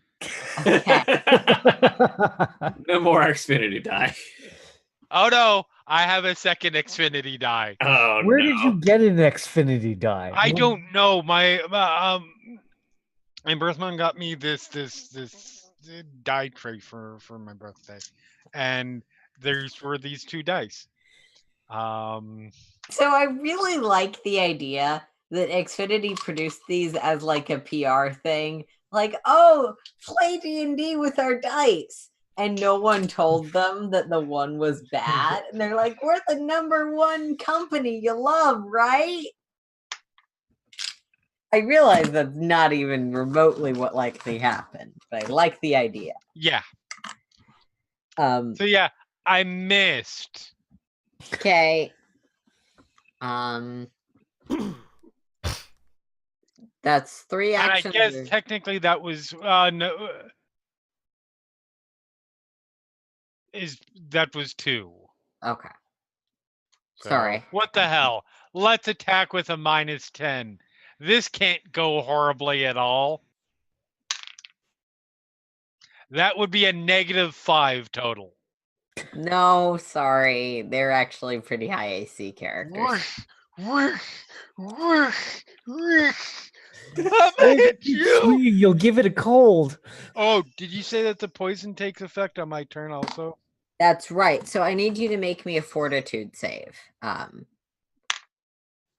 That would be a 7. Okay. Let me just check to confirm. You are now dead. Roll up a new character. No, it's actually, this is a pretty forgiving system.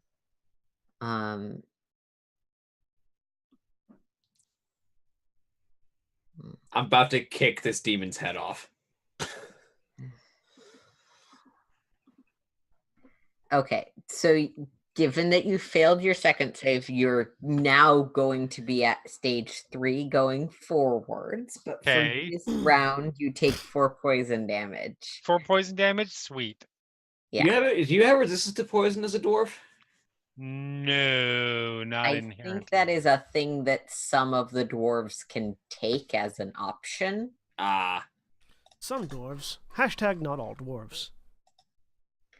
But a lot of the things that are like racial traits are segmented out into interracial feats now. Yeah, they're feats essentially,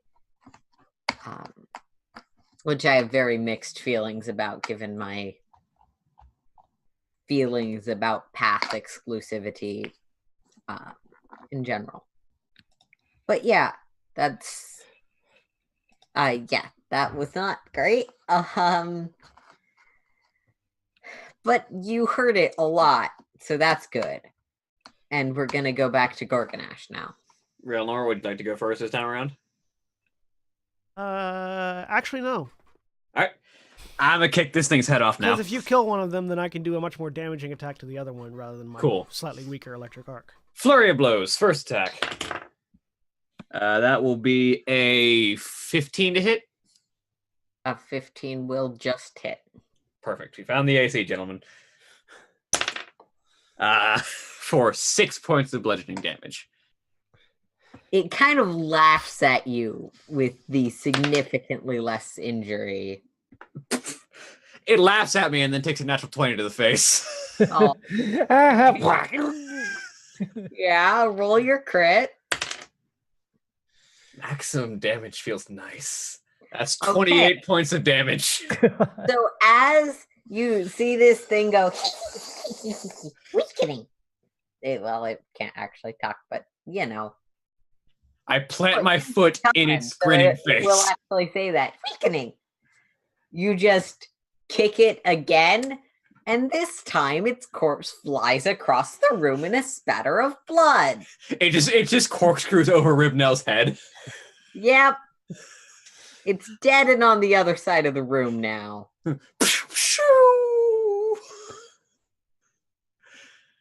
All right. And then I'll make my third attack with a -5 penalty against the other imp, or other quasit. Yep. That's just the die roll, which is a 16, though. Okay. So I theoretically will actually hit it. For 13 points of bludgeoning damage. That definitely hits. Wait, sorry. 13 damage. Okay, that one's also dead. Bam! Not flying across the room in a spatter of blood dead, but definitely missing its head and a good portion of its torso. As these things crumble back to the ash that they presumably came from, maybe? Well, you know. Who knows? The idol Crumbles or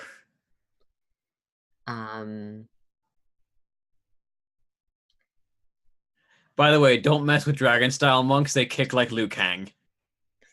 I think the idol just remains split in half for the moment. Well, that was interesting. They turn to ash. It's like Ribble quietly scrapes up the ash into a belt pouch. Demon ash. It might be an alchemical reagent at some point. You never know. I want to step over and take a look inside the pool at that idol. It's in my hand. No now. longer in the pool. Okay. Oh, Because I've been holding it while I've been kicking things. Sorry, I didn't realize that you managed to grab it before it split open. Yeah, do you want to take a look at the idol or the pool? The idol. Okay. I will offer it to Railnor if he wants to take a look at it, being the arcane person in the group. So I would like to take a look at this idol and see what I can determine about it. Okay. You know, I would have really appreciated if the lore stuff had DCs attached to it, because I'm not enough of a Pathfinder nerd to know how obscure certain things are. But let's see.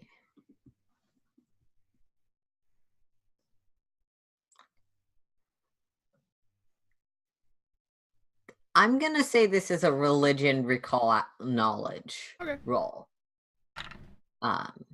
Which means you don't have to be trained. Yeah. That's going to be a natural 20, which makes it an 18. Well, that definitely is enough. Because a critical is always a critical. With the critical success, you're actually able to piece some things, not just about this artifact, but about this room together. Sort of thinking about the room you just came from, where clearly corpses were being interred, and this specific, like, sort of fountain structure, which you do sort of notice out of the corner of your eye is starting to very slowly clear. Seemingly an element of the corruption to it was this idol. The idol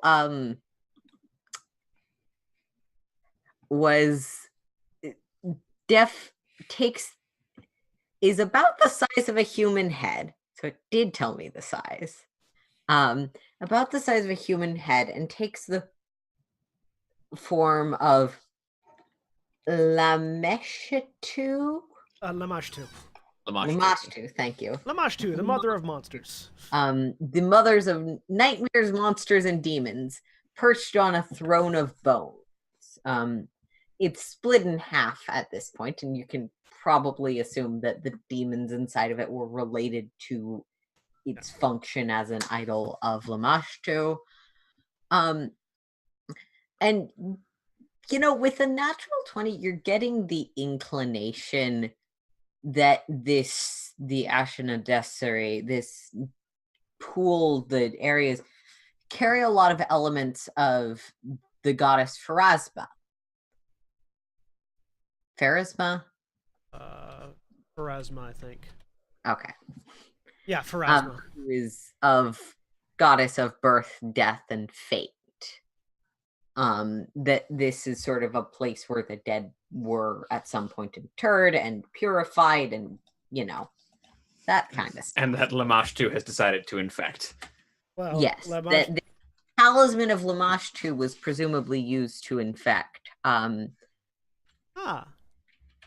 That's interesting, I say out loud. There is also, unrelatedly, a cigarette butt in the sacred water. As a side note, am I still poisoned? That's a good question. Yes. Make me a fortitude save, as Okay. you are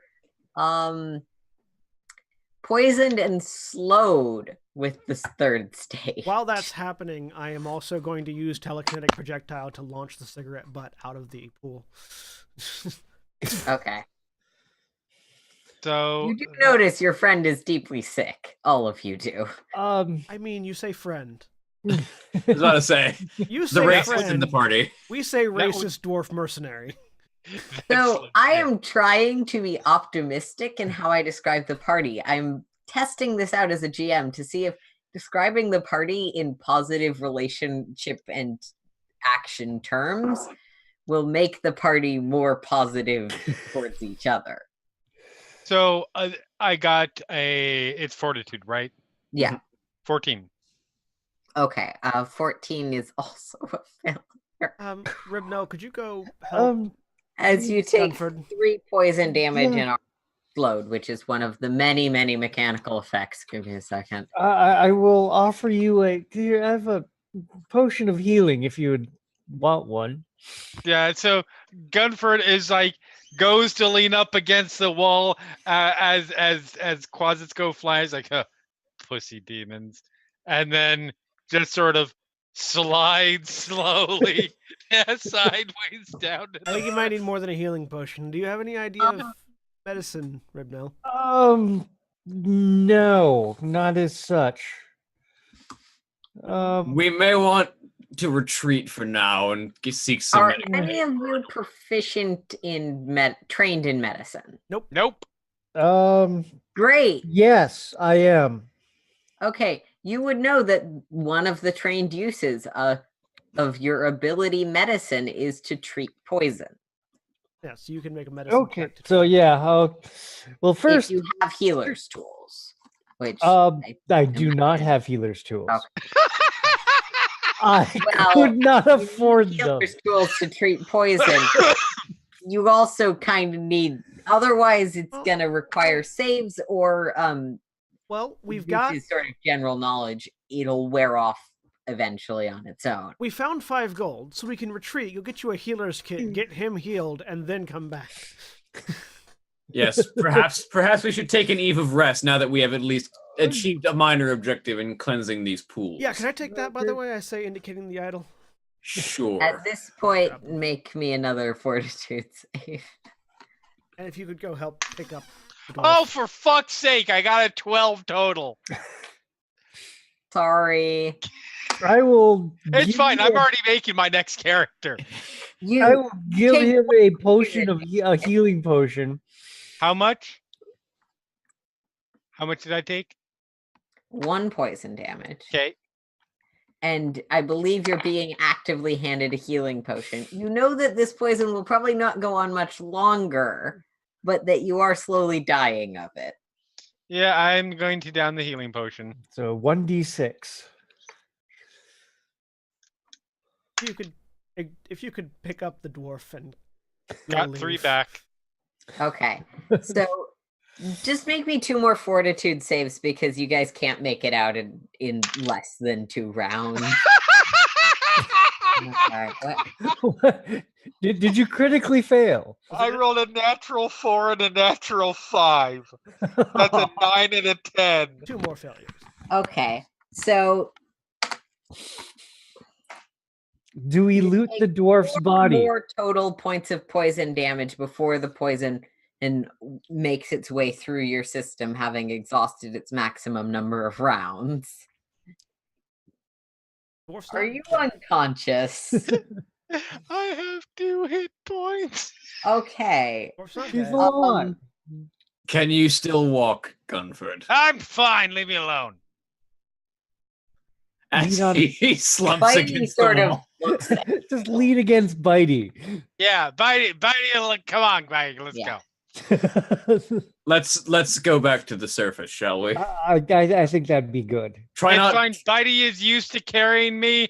It's just usually I'm drunk, not poisoned. Try not to slip and bust your face and die. Okay. So it takes about 15 minutes for you guys to track your way back through the sewers and up to the surface. We want to go get a healer's kit for Ribnell and rest. I will go purchase room at the tavern if you guys want to go find a healer's kit. Yeah, I It is assumed think that might be a you good can idea. acquire rest. Don't worry about the expense of that. Okay. But yeah, I'm gonna say healer's kit is a purchasable item. Now we just have to see what the price of it is. I remember Yeah, looking it up at gonna the depend on character how much creation, money. and I go, I can't afford this and my alchemical tool. Let's see. Healer's kit, healer's kit, healer's kit. Yeah. Where Yeah, are healer's here it is. tools use 50 50 silver, so half of one of those gold pieces we found. No, 5 of those gold pieces. Oh, yeah, 5. All 5 of the sorry, gold pieces. 5 of one of those gold pieces. 5 of one of the. Okay. Whoever was carrying the gold, mark down that you no longer I have, have the gold. Okay, but I do have a healer's kit. but you now have a healer's. We found exactly enough gold for that healer's kit. Good thing. I wonder if that was the design, but that's definitely going in my feedback. But yeah, because I character No, creation, like I can buy my alchemist During tool. character creation, I said many times it might be useful to have someone who's doing the medicine. Keep in mind, you may need a healer. You did. Yep. We just chose not to. I didn't have enough money. Also, I Yeah. can't use it. It's I And could this afford that ended or up my being- alchemist tools. This is how I ended up doing a lot of the healing in the first Adventurers League with good berries. Yeah. Things are expensive. But yeah, my alchemist tools cost me 60 silver, so that took up most of my starting cash. Mhm. All right. So, All right. So, long rest. And then we tick over to you have 5 days remaining. Yeah. It's the little Majora Mask screen. Yeah, it's a dawn of the second day. 5 days remain. I regained the one spell that I cast. Though in this case, it's a lot less urgent and ominous. It's just this noble lady would really like to make a trip, and she can't make it if she doesn't get her goods back. Yeah, Okay. So, what are the odds? full that rested. What are the odds that the goblins are... Oh, by the way, so, interesting... And I'm going to take time to make some more during morning preparations. I'm going to make a few more potions. Yeah. Interesting... I'm assuming you all do your morning things, whatever Yeah. they are for your class. When we're heading back down. Interesting bit of information. The idol that we found was a idol to Lamashtu, the goddess of the mother of monsters. And the temple seems to be a temple to Pharasma, which would seem to indicate that at some point in time, some worshiper of Lamashtu, probably the goblins, because goblins do tend to worship Lamashtu. Some worshiper of Lamashtu apparently decided that they were going to poison the well of life, air quotes, well of life, that is the temple of Pharasma, hoping to probably influence the rate of birth defects in people, because that's one of the things that Lamashtu wants to have happen. I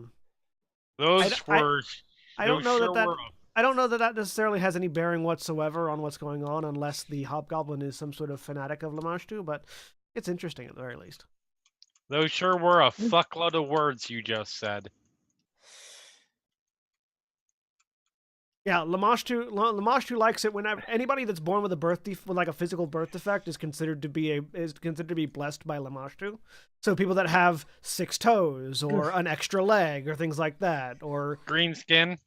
No, that's normal. That's people have green skin. I mean, not everybody. Hobgoblins have blue skin in Pathfinder. Yeah, except hobgoblins. Do they? Oh. Because they're like goblins, which also have blue skin. You're mildly different from D&D, which I'm also not fluent in universe. Yeah. Goblins are adorable in Pathfinder. Hobgoblins are like the more badass and serious version of Pathfinder goblins. Yep. I just got this image of a giant in Pathfinder as well. They have a range of colors, ranging from red, blue, green, and red. Yeah, but the point is, there are green worshippers of Lamashtu whose greenness is relevant to their. Yeah. At which point, Gorgonash will just sort of. Though, where would goblins get an actively magic and actively cursed artifact of a goddess? At the remark, Gorgonash will just, your bigotry reflects more upon yourself than it does on me, dwarf. Oh, you're perfectly fine for, you. Mm-hmm. It's a compliment. No, it isn't. I mean, he did save you from dying to demon poison, so. Like it. Very good, all things considered. Dwarves are slow to learn. It's a step in the right direction.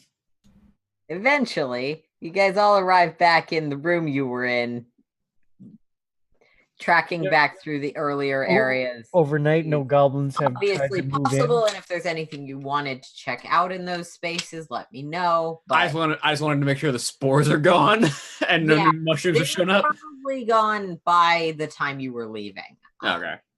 They stuck around for about 10 minutes, and are now no longer there. We're all back to full health, Gunford. And no goblins tried to move back into the common area? It seems to have remained deserted. They don't have a whole lot of goblins anymore. Well, apparently the pseudo-vampire hobgoblin didn't have that many followers. No, that's what our goblin friend that sent us on this said. Half the tribe had left. Or something. More than half the tribe. More than half the tribe had left. Had been decimated by this poor leadership. Yeah, almost the entire tribe was gone, so there's probably not very many in general, so losing the 4 out front would not be easy to replace. So, door 1 or 2? I'm all for going... You notice that fountain now looks much nicer than it did. With clean water. Yep. I'm all for going straight towards the hobgoblin, although I assume that at least one of you may wish to investigate the goblin treasure hoard, which is very likely to be little more than bits of leather, skin, bones, and some dice. But, and let me just throw this out there, what if it's not? Good for them. Well, there's all the things that That they've been sounds like an endorsement to do it to me. There's been all the things that they've been collecting from all the houses they've been breaking into. I imagine that wouldn't be necessarily in the goblin's treasure hoard as much as in the vampire's treasure hoard. They were this was apparently distinctly a treasure hoard of the tribe itself, not of the vampire.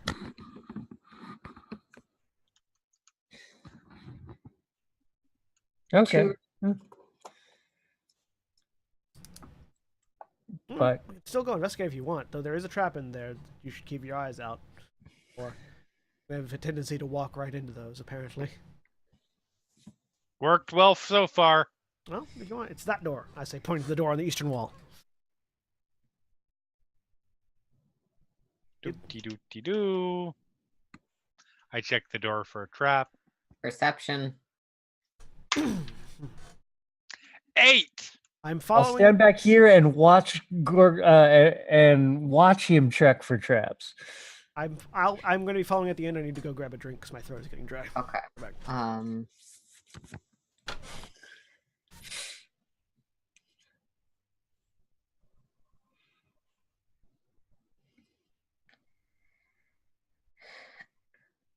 Doesn't seem trapped to you. Open door. As you open the door, a number of pots and other metal, like clanging items, possibly a bit of broken armor or a ladle, will fall down from where they seemingly were jostled above the door. They don't injure you, but they do clang quite loudly. All of you definitely hear this. I fucking hate goblins. Well, now they know we're here, so they'll come to show you how much they hate you. Well, better be quick about it then. I take the ladle. What happened? Okay. There were pots and pans positioned above the door, and when he opened the door, they all clanged to the ground. I take the ladle.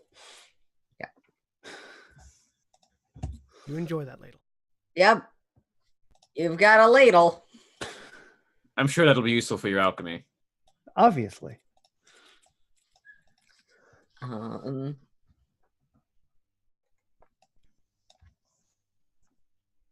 I take it Bitey's following along. Yeah, Bitey's coming.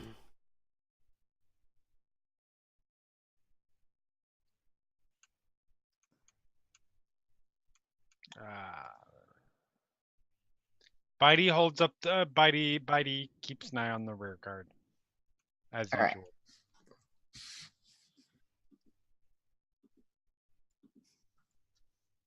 So that means that you guys are headed. Take a left when you find some stairs. I call out ahead. Yeah. Yep. I As remember you I saw the map too. Enter this hallway, you see exactly what's on the map. You notice that there is a statue that you can barely see and a door down this way that appears locked. Or, well, you can't tell it's locked. You're at a long distance. It appears to be closed. There's a door here the dynamic lighting hides. Yeah. That's basically what I was trying to say. Unless there was like a very obvious bar or padlock, we can't exactly tell that it's There's locked a from a giant dwarf-sized padlock on the door. distance. Yeah. Don't get open inside.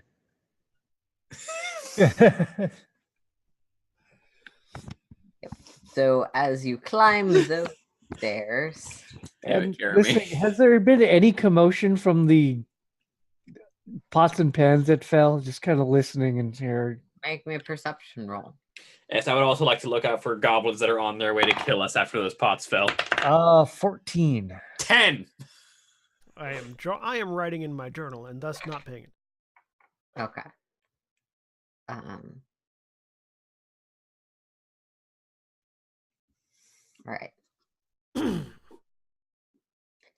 right. With the 15, you actually they do get a 14. Okay, with 14,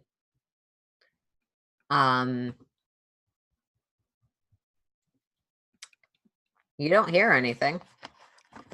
Neither of you hear anything. They're gonna get the drop on us. This Gunford, this room you're coming to is dark as the rest of the area is, though I think, are you the only one who has dark vision? I have full-born dark vision. Okay. I have a torch behind him, so. But there is a torch, which means that presumably the goblins who you know will also have dark vision can tell. Yep. It's not like we were making this a stealth mission. Yep. So, We're not exactly stealthy here. are you going to continue moving up? You know that there is some variety of trap just sort of just inside the door. I think it's actually on the I'll move it onto the token layer because you were explicitly made aware of it. Okay. You know there's some sort of trap right inside the door. I'm meaning going to the- pause there to take a quick look and see if I can figure out Yeah. what the trap is. Sure. Make me a perception roll. The circumstances mean the DC 9. is lower. Well, lower, but not low. You're I want to looking point out I have a +5 to perception. Yeah, which is why I don't feel bad about this description. You're looking around and like there's definitely some level of maybe they made a rug or something to the entrance area and you're looking up and you don't exactly see what's going to fall or what's going to trigger it. Maybe they've removed the trap, you're not entirely sure. You know that the information you have is definitely a few days old at least. Right. But at this point, I think initiative needs to be rolled. Sweet. I tend to be better at rolling this in this game, apparently. Nope, not much better. Ooh. I have a question. No, I'm not at 185 initiative. Yep. I am at 18 initiative. Does the fact that I'm journaling instead of looking around affect my initiative roll?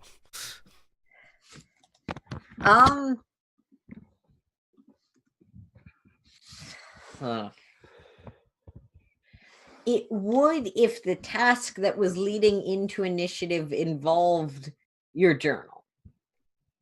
You're just a little bit distracted. See, the thing is, typically alternate initiatives are for things that will impact the way you start combat. Yeah.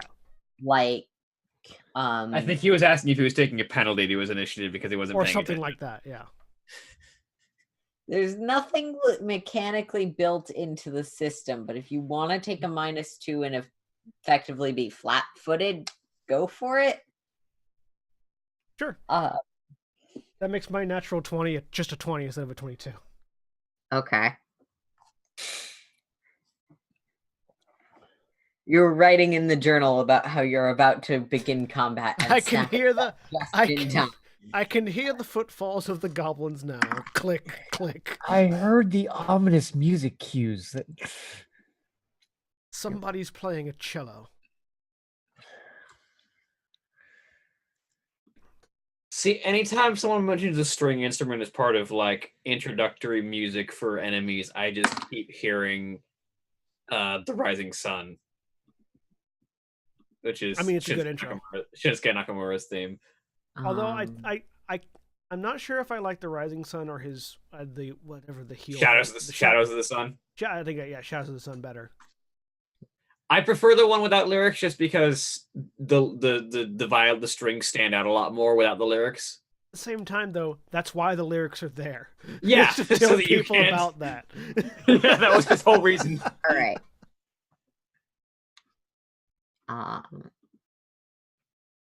Like people like the instrumental. We're gonna cover it up. There's nothing visible in the room at the moment. Ribnell. well, there's not much I'm gonna do. I'm waiting for Gunford to go through the door. Trap. Or go through the trap, whichever comes first. All right. So I'm just gonna sit here and keep watch. Are any of you going to take your actions? I will take my action to Dragon Stance, for one, to activate my stance, because I have to do that every time initiative happens. Second one, and probably third one, I think it takes 2 actions to ready. To ready to attack any goblin that might show up in my face, because I know we just set off pots and pans and they might be coming for us. Yep.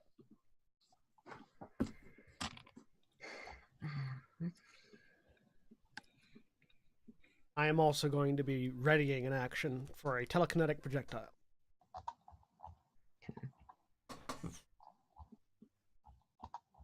Ribnose just kind of leaning against the staff, going, "Open the door already!" No door, River. There's a set of stairs.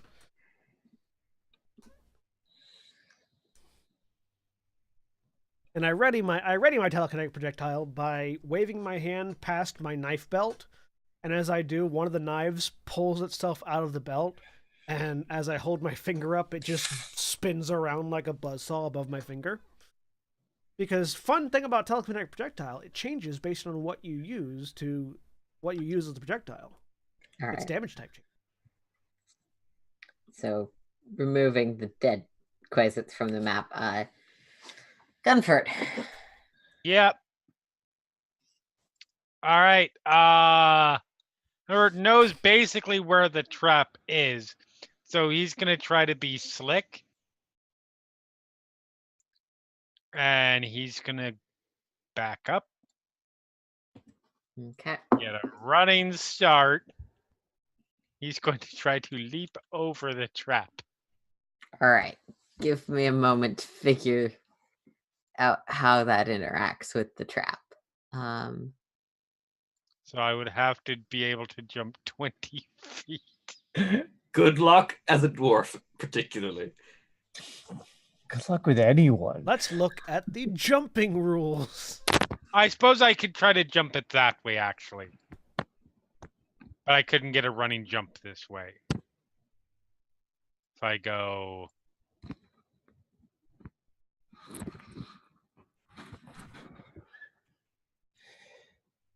The 20-foot standing long jump is pretty impressive for anyone.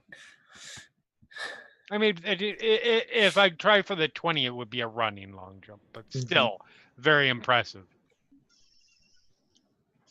Especially for someone with dwarf legs. So, yeah. I'm going to let you jump for it, but yeah. Let's see. Make some kind of athletics roll. Long jump is athletics. It's... Oh, so I've... Yeah, okay. I've got it. Yeah. Just so you know, a long jump is considered a 2-action action. Okay, that's fine. All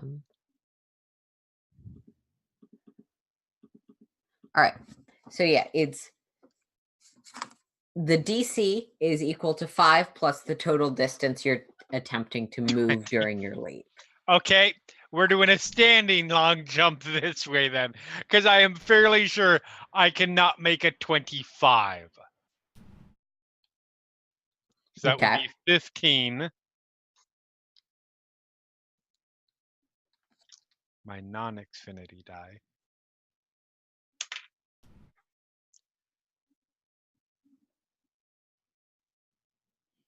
Wait, no. Okay, it's not quite as ridiculously frustratingly close. Yeah, I'm not that close. I rolled a 12. I jumped 7 feet. So it's a success failure situation. And on a failure, I am going to submit a complaint because this is a poor way to structure your mechanics. Leap the minimum distance allowed by the leap action. So that means I have to go find the leap action.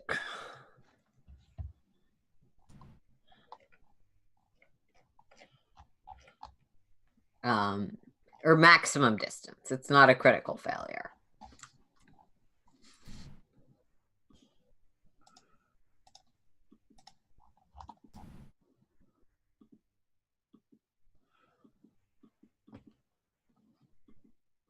was just at the actions. What page I are the was too actions because I was on? looking at the. They're page 307. Leap itself is on page. 308. Yep. All right. If your speed is at least 15 feet, you can leap up to 10 feet horizontally. Okay. Well, that would clear it. Yeah, you clear it just barely. I did not mean to slide backwards in my chair at that. That's hilarious. All right. Yeah. Yeah, you clear it. I'm gonna say that because you didn't actually need to take a long jump, and that was entirely my bad. It was only one action. Okay. Um, Then I spend another action for movement. okay. I mean, to be fair, the rules for The making fire, that, by the way, has been doused. In this space. the rules for making that jump are spread across 200 pages. Yeah, that's why I was taking the issue with long jumps Yeah. description.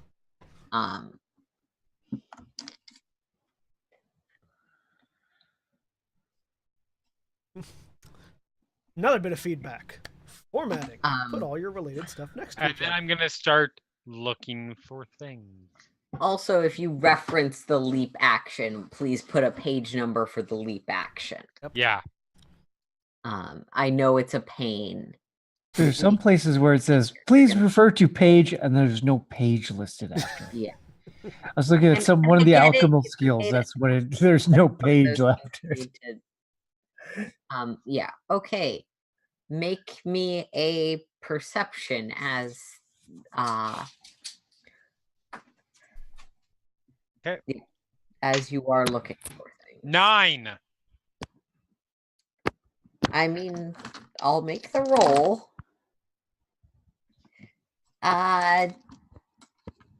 So what you spot being fully in this room, there is a sort of high ledge here about 15 feet up.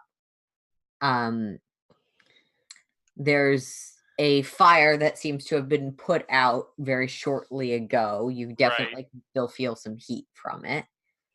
And there's just a general sense of unsettled, like there's definitely other things here, but you cannot see them.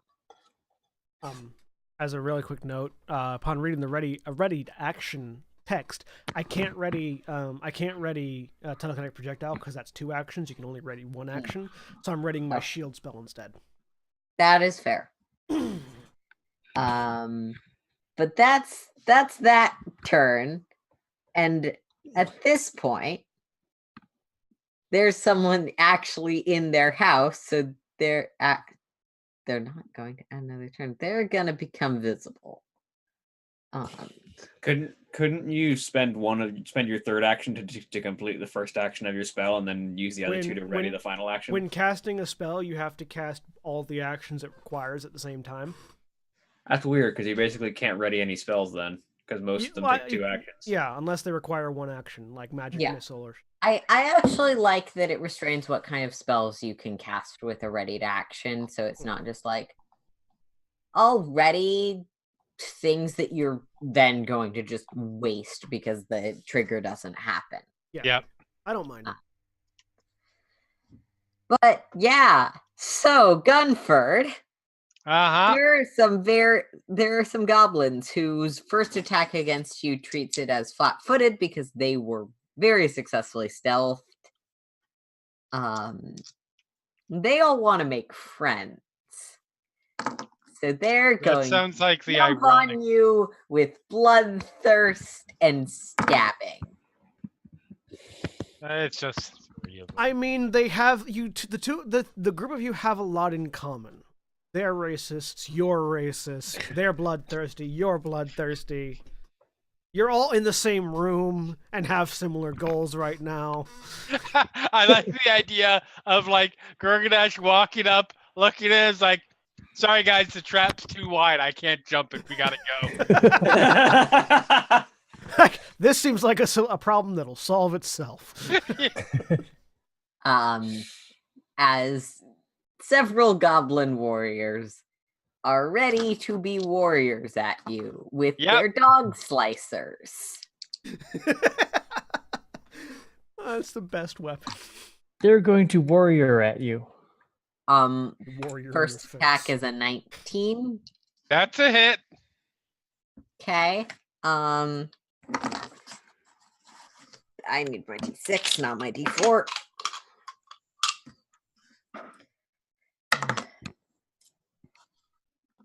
That's 1 damage from the back slice. Wait, no, it's 1 damage from the back slicer. Okay. And it's gonna make its second attack because that it does have agile. 15. Yep. 3 damage from the second attack. Okay. Third one is definitely a miss. From that first guy. Second guy.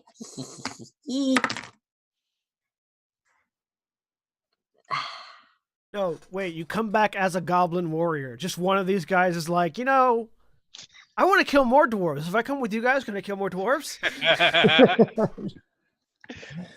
I want a career 20. change. 20 to hit. 6 damage.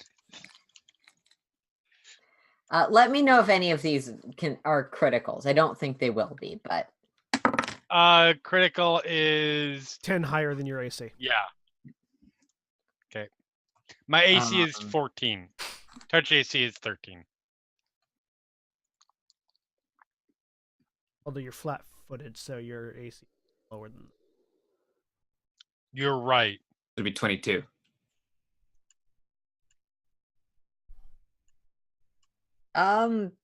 Just to be absolutely sure I'm doing the math right.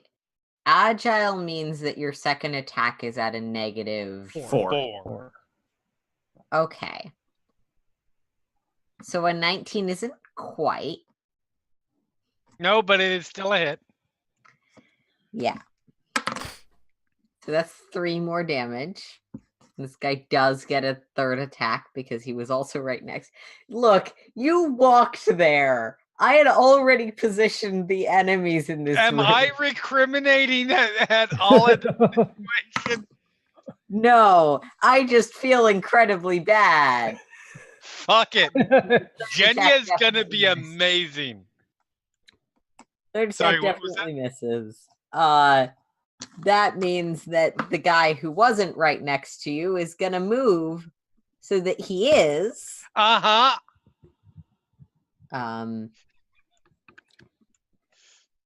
I was thinking of making But a goblin he's something. apparently I haven't decided what. 2 people, and one of them doesn't actually.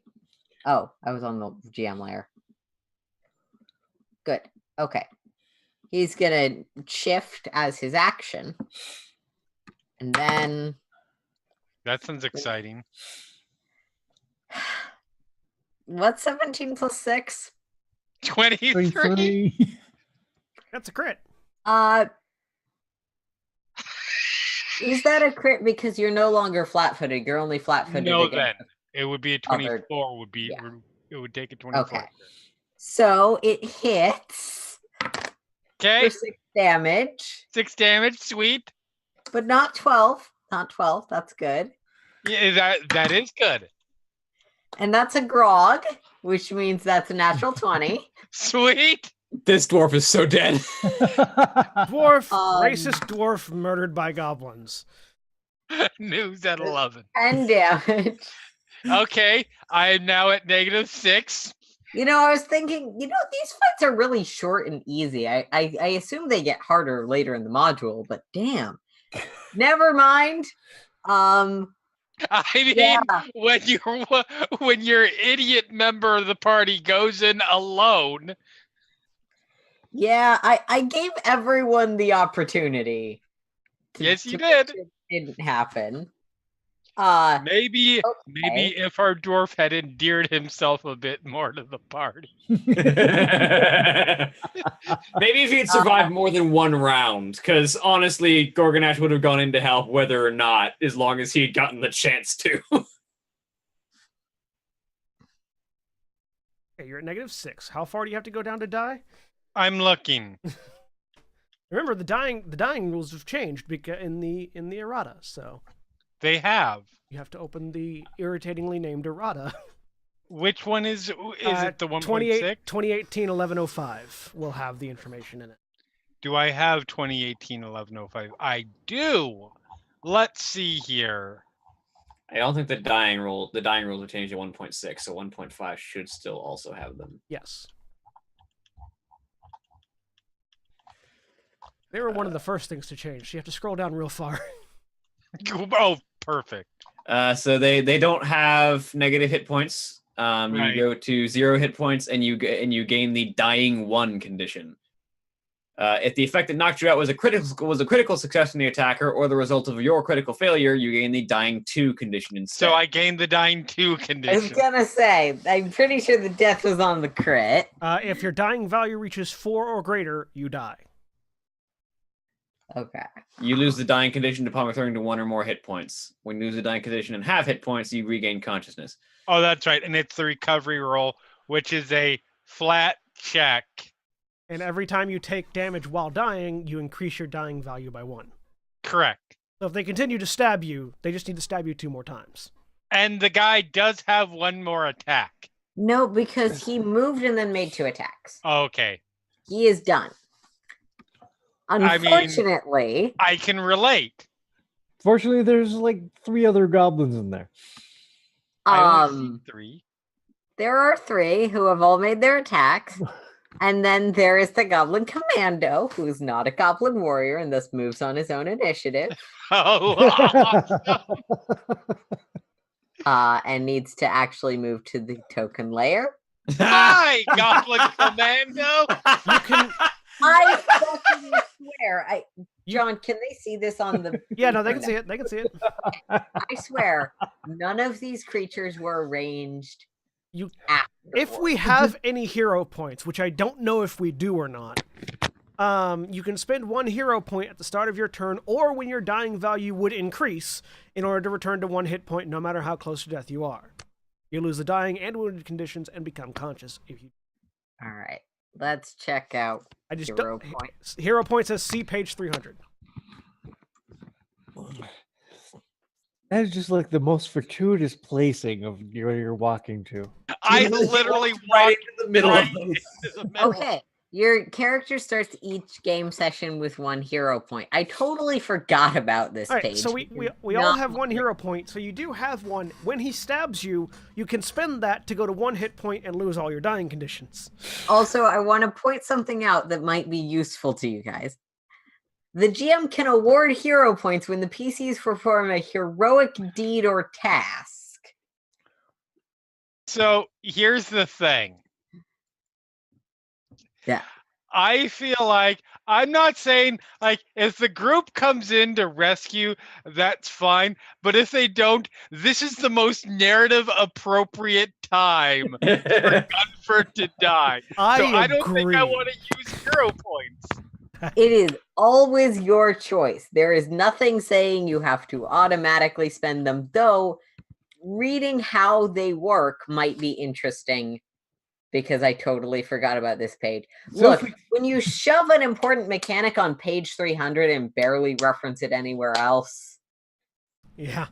Yeah. it kind of functions similarly to the points in Eberron, except for you have less of them and you can spend multiple at once for different things. I Right. think the real question we should be asking is, if we feed Bitey, will he become our friend? Bitey is going to be Jenya's animal companion because Jenya is a cavern elf druid. Oh, go ahead and find art so I can update the overlay while Yep. you're dying. Don't update the overlay until the character's actually dead, please. And also, are you playing a goblin deserter? Me? Important question about your replacement character. No, it was an elven druid. I mean, it's Okay. Cavern Elf Druid. I don't think a Cavern Elf Druid Okay. can be Nope. a goblin. No, there was joking about a goblin Right. earlier. Never mind. Goblin I that had I killed a I had- dwarf and Okay. I was So thinking of making a goblin for a going to second make character, though. to see whether he's more interested in just flat out murdering you or in fucking with your friends. I mean, that's up mean, to you. again, Yeah, and I've decided to roll for it. with the friends. Quotes. I like the idea of him coming out like, "Come, save your friend," and Gurganesh being like, "Yeah, that was your first mistake." The goblin commando and the other goblins will mutter in goblin over the body for a moment, and before Can I They're hear all- what they're saying? no, you're pretty far away, and they're talking to each other in a circle. But after that, you hear in common, treasure, or for tribute, loyalty and tribute for ally. Hey, treasure, and he's going to start looting your body. Sweet. So, what weapon are you currently holding? I'm currently holding my warhammer. Okay. So he's gonna take that because you're unconscious and can't hold on to it. The next, I assume your crossbow is probably on your back. Mm-hmm. With his next action, he's gonna take your crossbow. We're gonna get back a naked dwarf. I don't And- want it. Given the roll, what is the most expensive thing you've got in your bag? That is a really good question. If you're not entirely sure, just tell me what seems like it would look valuable. My silk rope, probably. What's the Yeah, shiniest thing? That is at least temporarily removed from your inventory as he is starting to collect treasures. Okay. Ridnell, you hear this. You have been asked to offer tribute in exchange for your friend, or rather, your companion. Okay. They're asking for an exchange. We know, we could hear it was in common. Okay. What do we give? Do we give them something? What do we give them? Do we give them something? We don't really have much. No, we don't have much to give them. Why don't we just go kill them and collect the dwarf? That would be my inclination as well.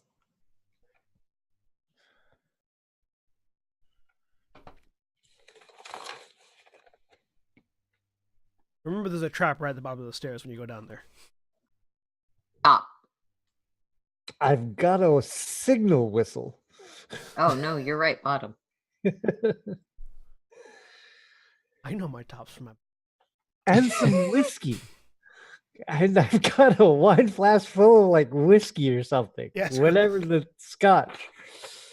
Whatever expensive wine you were served in the first. Yeah.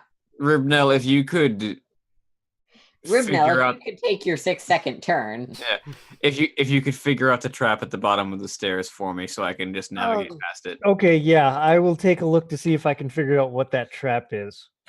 Okay. Perception Yep, roll. well, you're gonna, make me a perception roll. Why not? 16. With a 16, you don't see the trap either. You know it's there. And you I'm not sure. definitely saw your ally jump.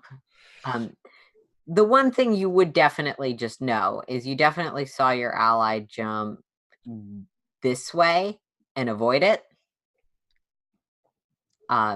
It's somewhere there. Just kind of point. But you don't know exactly where it is or what triggers it. Because this is a reasonably well disguised goblin. It's just kind of, it's somewhere there. Though it may or may not be that dangerous. You're not entirely sure. Mm-hmm.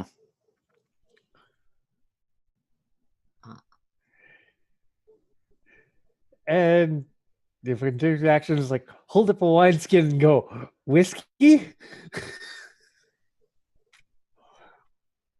Give, everything, give. We need more tribute.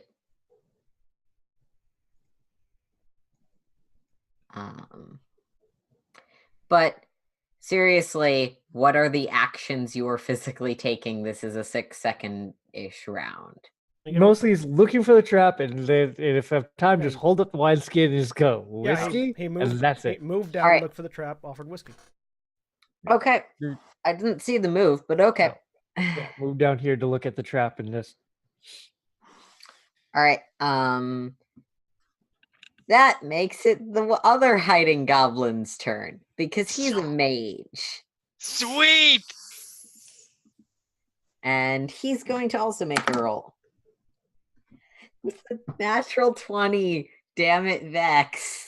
For those unaware, I'm using dice themed on characters from a show called Critical Role, which is why when I crit, I'm talking. The best tribute is death. Death for Best tribute is Death. Oh, this is my favorite goblin in the world. death for the mud chewer. His death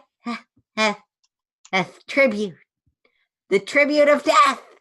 And he is going to be a mage be a pyro specifically at you. Oh, that's not good. That's the alchemist. How much flammable stuff do you have? Well, the flammable stuff I've got. How many bottles do I got on me? Ribnell just goes up in it. I have 6 vials of alchemist fire.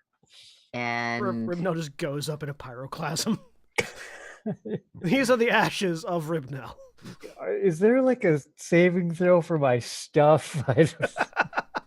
But I imagine that if your stuff is flammable, either the text of the spell being used on you or the text of those items will tell you how that's impacted. It doesn't say anything with under the alchemist fire Okay. about bottles exploding.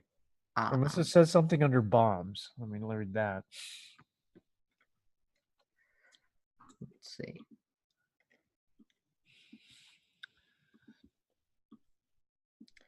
All right, so he's going to... Oh, that's right. Nope. They can avoid the trap. Nothing there about things exploding. Or about bombs going off on your person. Okay. He's actually smart enough not to step into it just in case you guys trigger it. Because he rolled a natural 20 on his intelligence check to figure out what his boss would have wanted.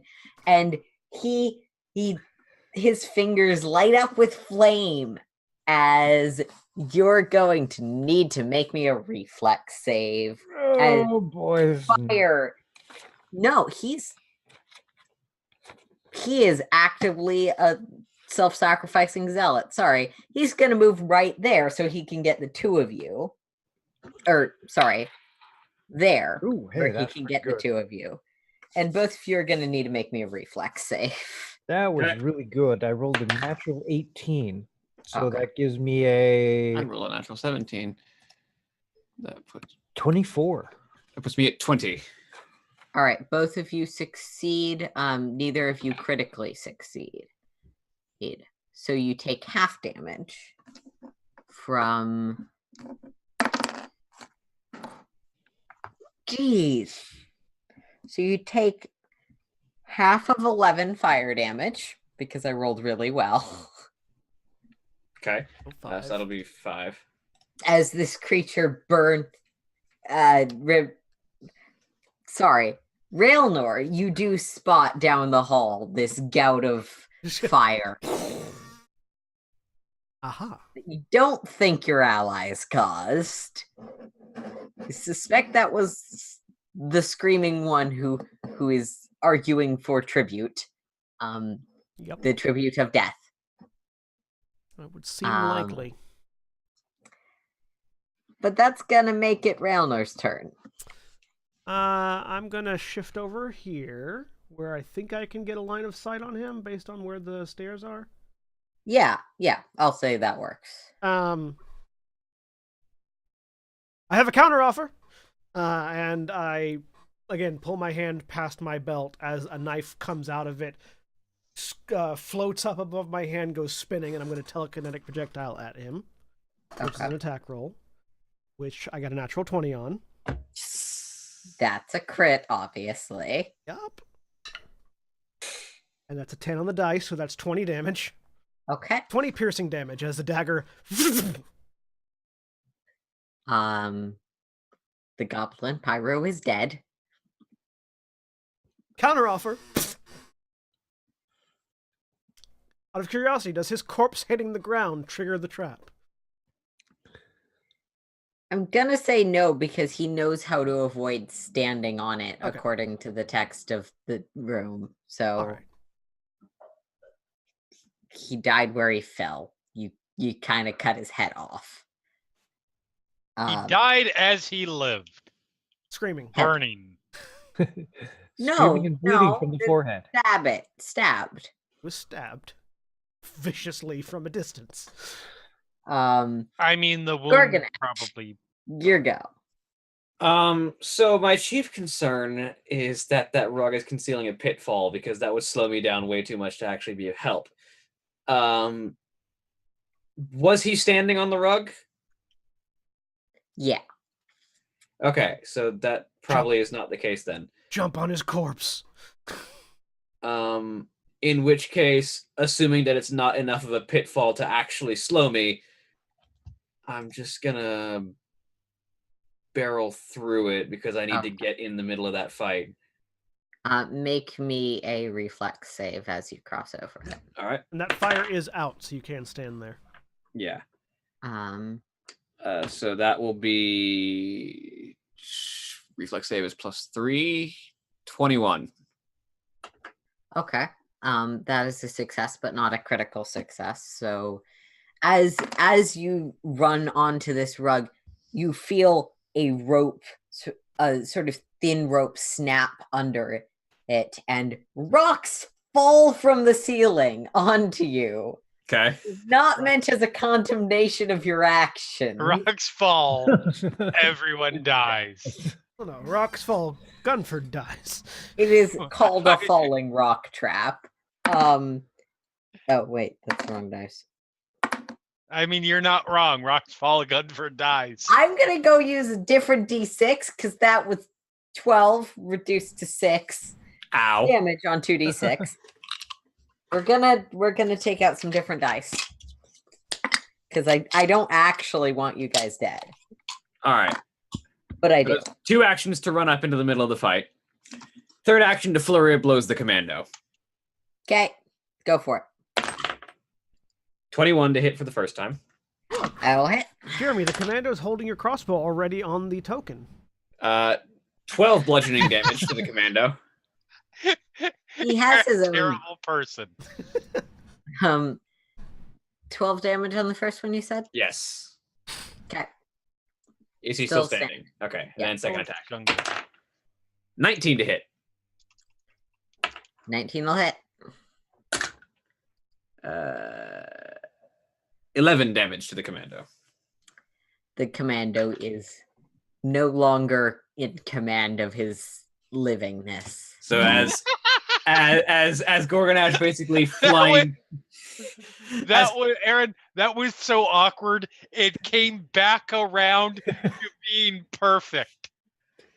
As Gorgonash basically runs in and flying kicks the commando into the wall behind him, he stops and stands and looks at the other 3. If you want a tribute of death, I'll take it from your hides. You have character art in Yes, I saw. channel. I'm waiting right. for you to actually be Gunford, dead. you're gonna need to make me that flat d20 roll. Oh, well, certainly this will work. So it's DC 12. because it's 10 plus your dying level. Yeah, that's a 6. You go to dying 3. For dying 3. It wasn't a 1. It wasn't an Xfinity, though, so you don't just die. It was not an Xfinity. But there are 3 turns coming up.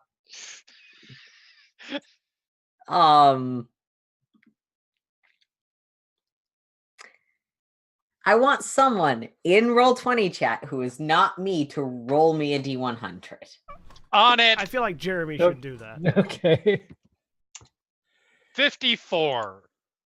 That is high. That is a number. Okay. Worth noting, Jeremy, there is errata regarding the Druid's animal forms. As of really? update 1.6, yes. But is that something that you even worry about at first level? I don't think so. I have no idea. I don't think you're. It looks like you're not changing form until later in. Yeah. Right You now, don't I'm have animal literally forms, just. don't worry about it. And we will check if that's even something we're going to worry about because we're not rebuilding characters. We may change how Unless abilities they work, die. Well, oh no! Yes, Wild Shape is a It's a first level 1. Yeah, it's a first level power. So I'd look through that. If it drastically changes how you were going to build your character, don't worry about it. But with But that's only for Wild Yeah. Orc. So yeah.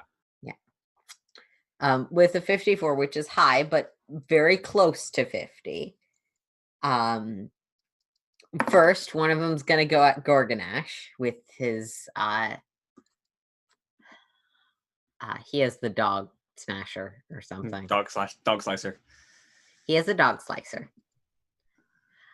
You called these things cute. I disagree.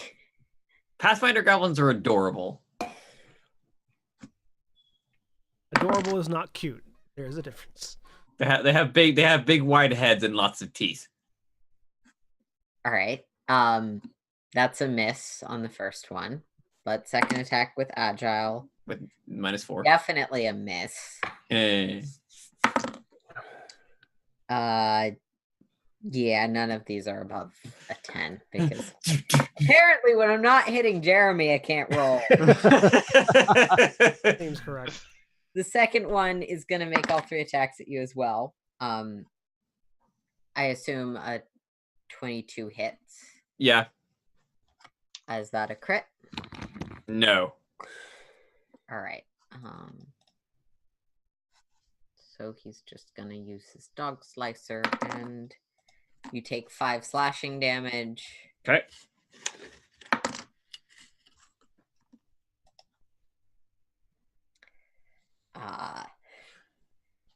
Let's see. I think a 17 hits. Yes. Okay. Take 2 slashing damage. Okay. And then third attack has a -8. Yeah. Third attack does have a minus. No. Oh, natural 1 on the, which with a -8 plus their attack modifier is still a negative number and a natural 1. That Still standing. third guy, though, Still standing. is going to spend his first action to figure out how injured you are. They're not good at medicine, so we'll see how that goes. Decide that, yeah, he could probably kill you, and then there's 2 deaths to death sacrifice. He's into this death sacrifice thing, and he's just kind of thinking that more deaths is probably better. Gonna move on top of the commando's corpse for ultimate death sacrifice powers. Ultimate Death sacrifice power. Oh, I'm so here for this. I just need you to miss me once. He'll absorb the death energy from the one he's standing on. And scream, Fratracus, Fratracus, Fratracus, as he tries to hit you twice. 16? That will hit. Okay.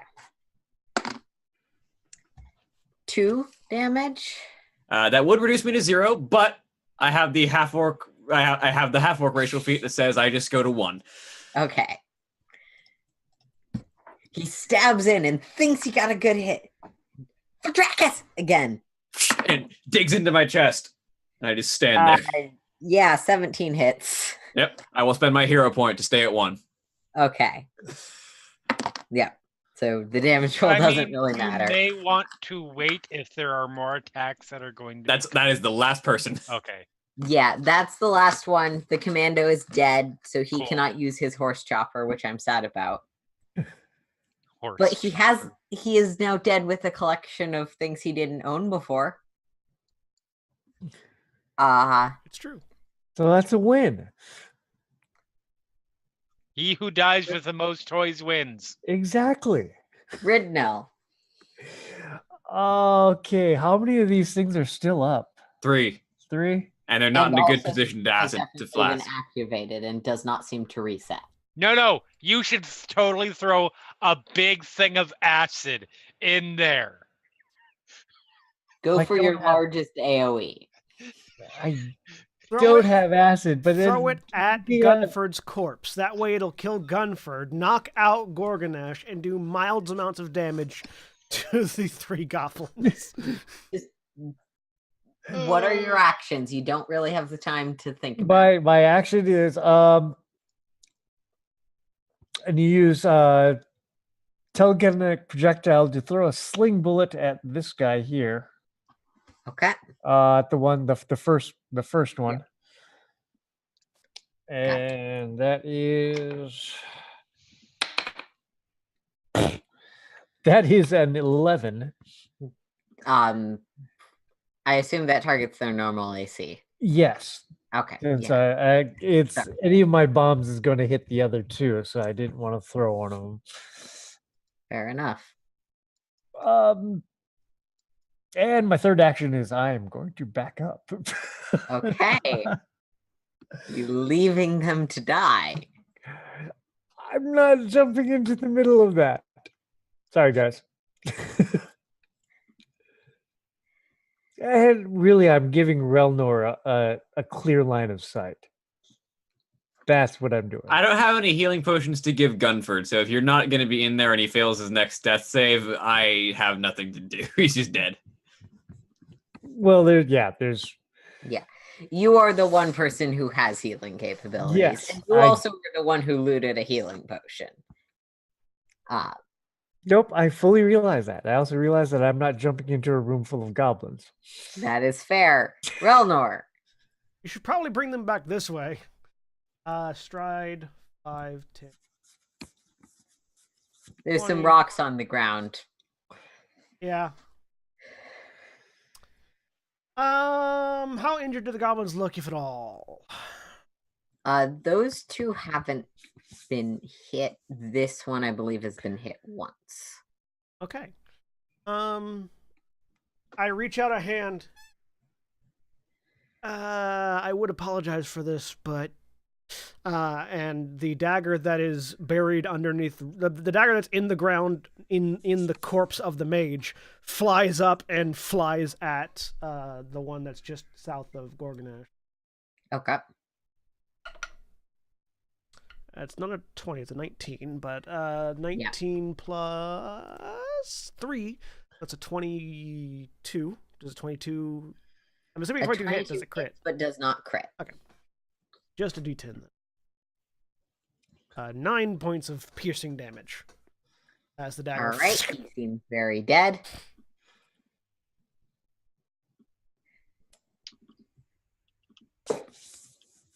And that's my turn. That's all 3 of my actions. I can't Okay. shield myself.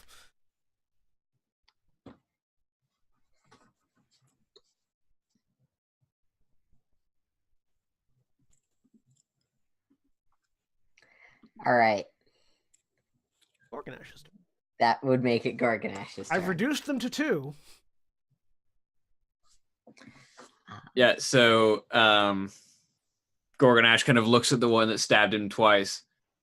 You did ask for a tribute of death. Flurry of blows. Okay. That will be a 16 to hit. Yep. Thank you. +5 attack mod. 10 bludgeoning damage. Yeah, it's dead. And then the other guy, that'll be a 15 to hit hmm for 9 bludgeoning damage. It's also dead. Goblin warriors do not have much in the way of health. And then, is it possible for me to attempt to stabilize someone with no tools and no training? Let's see. So that's an errata question because I know that how healing worked changed a bit. Administer first aid. I must have healer's tools. Yeah.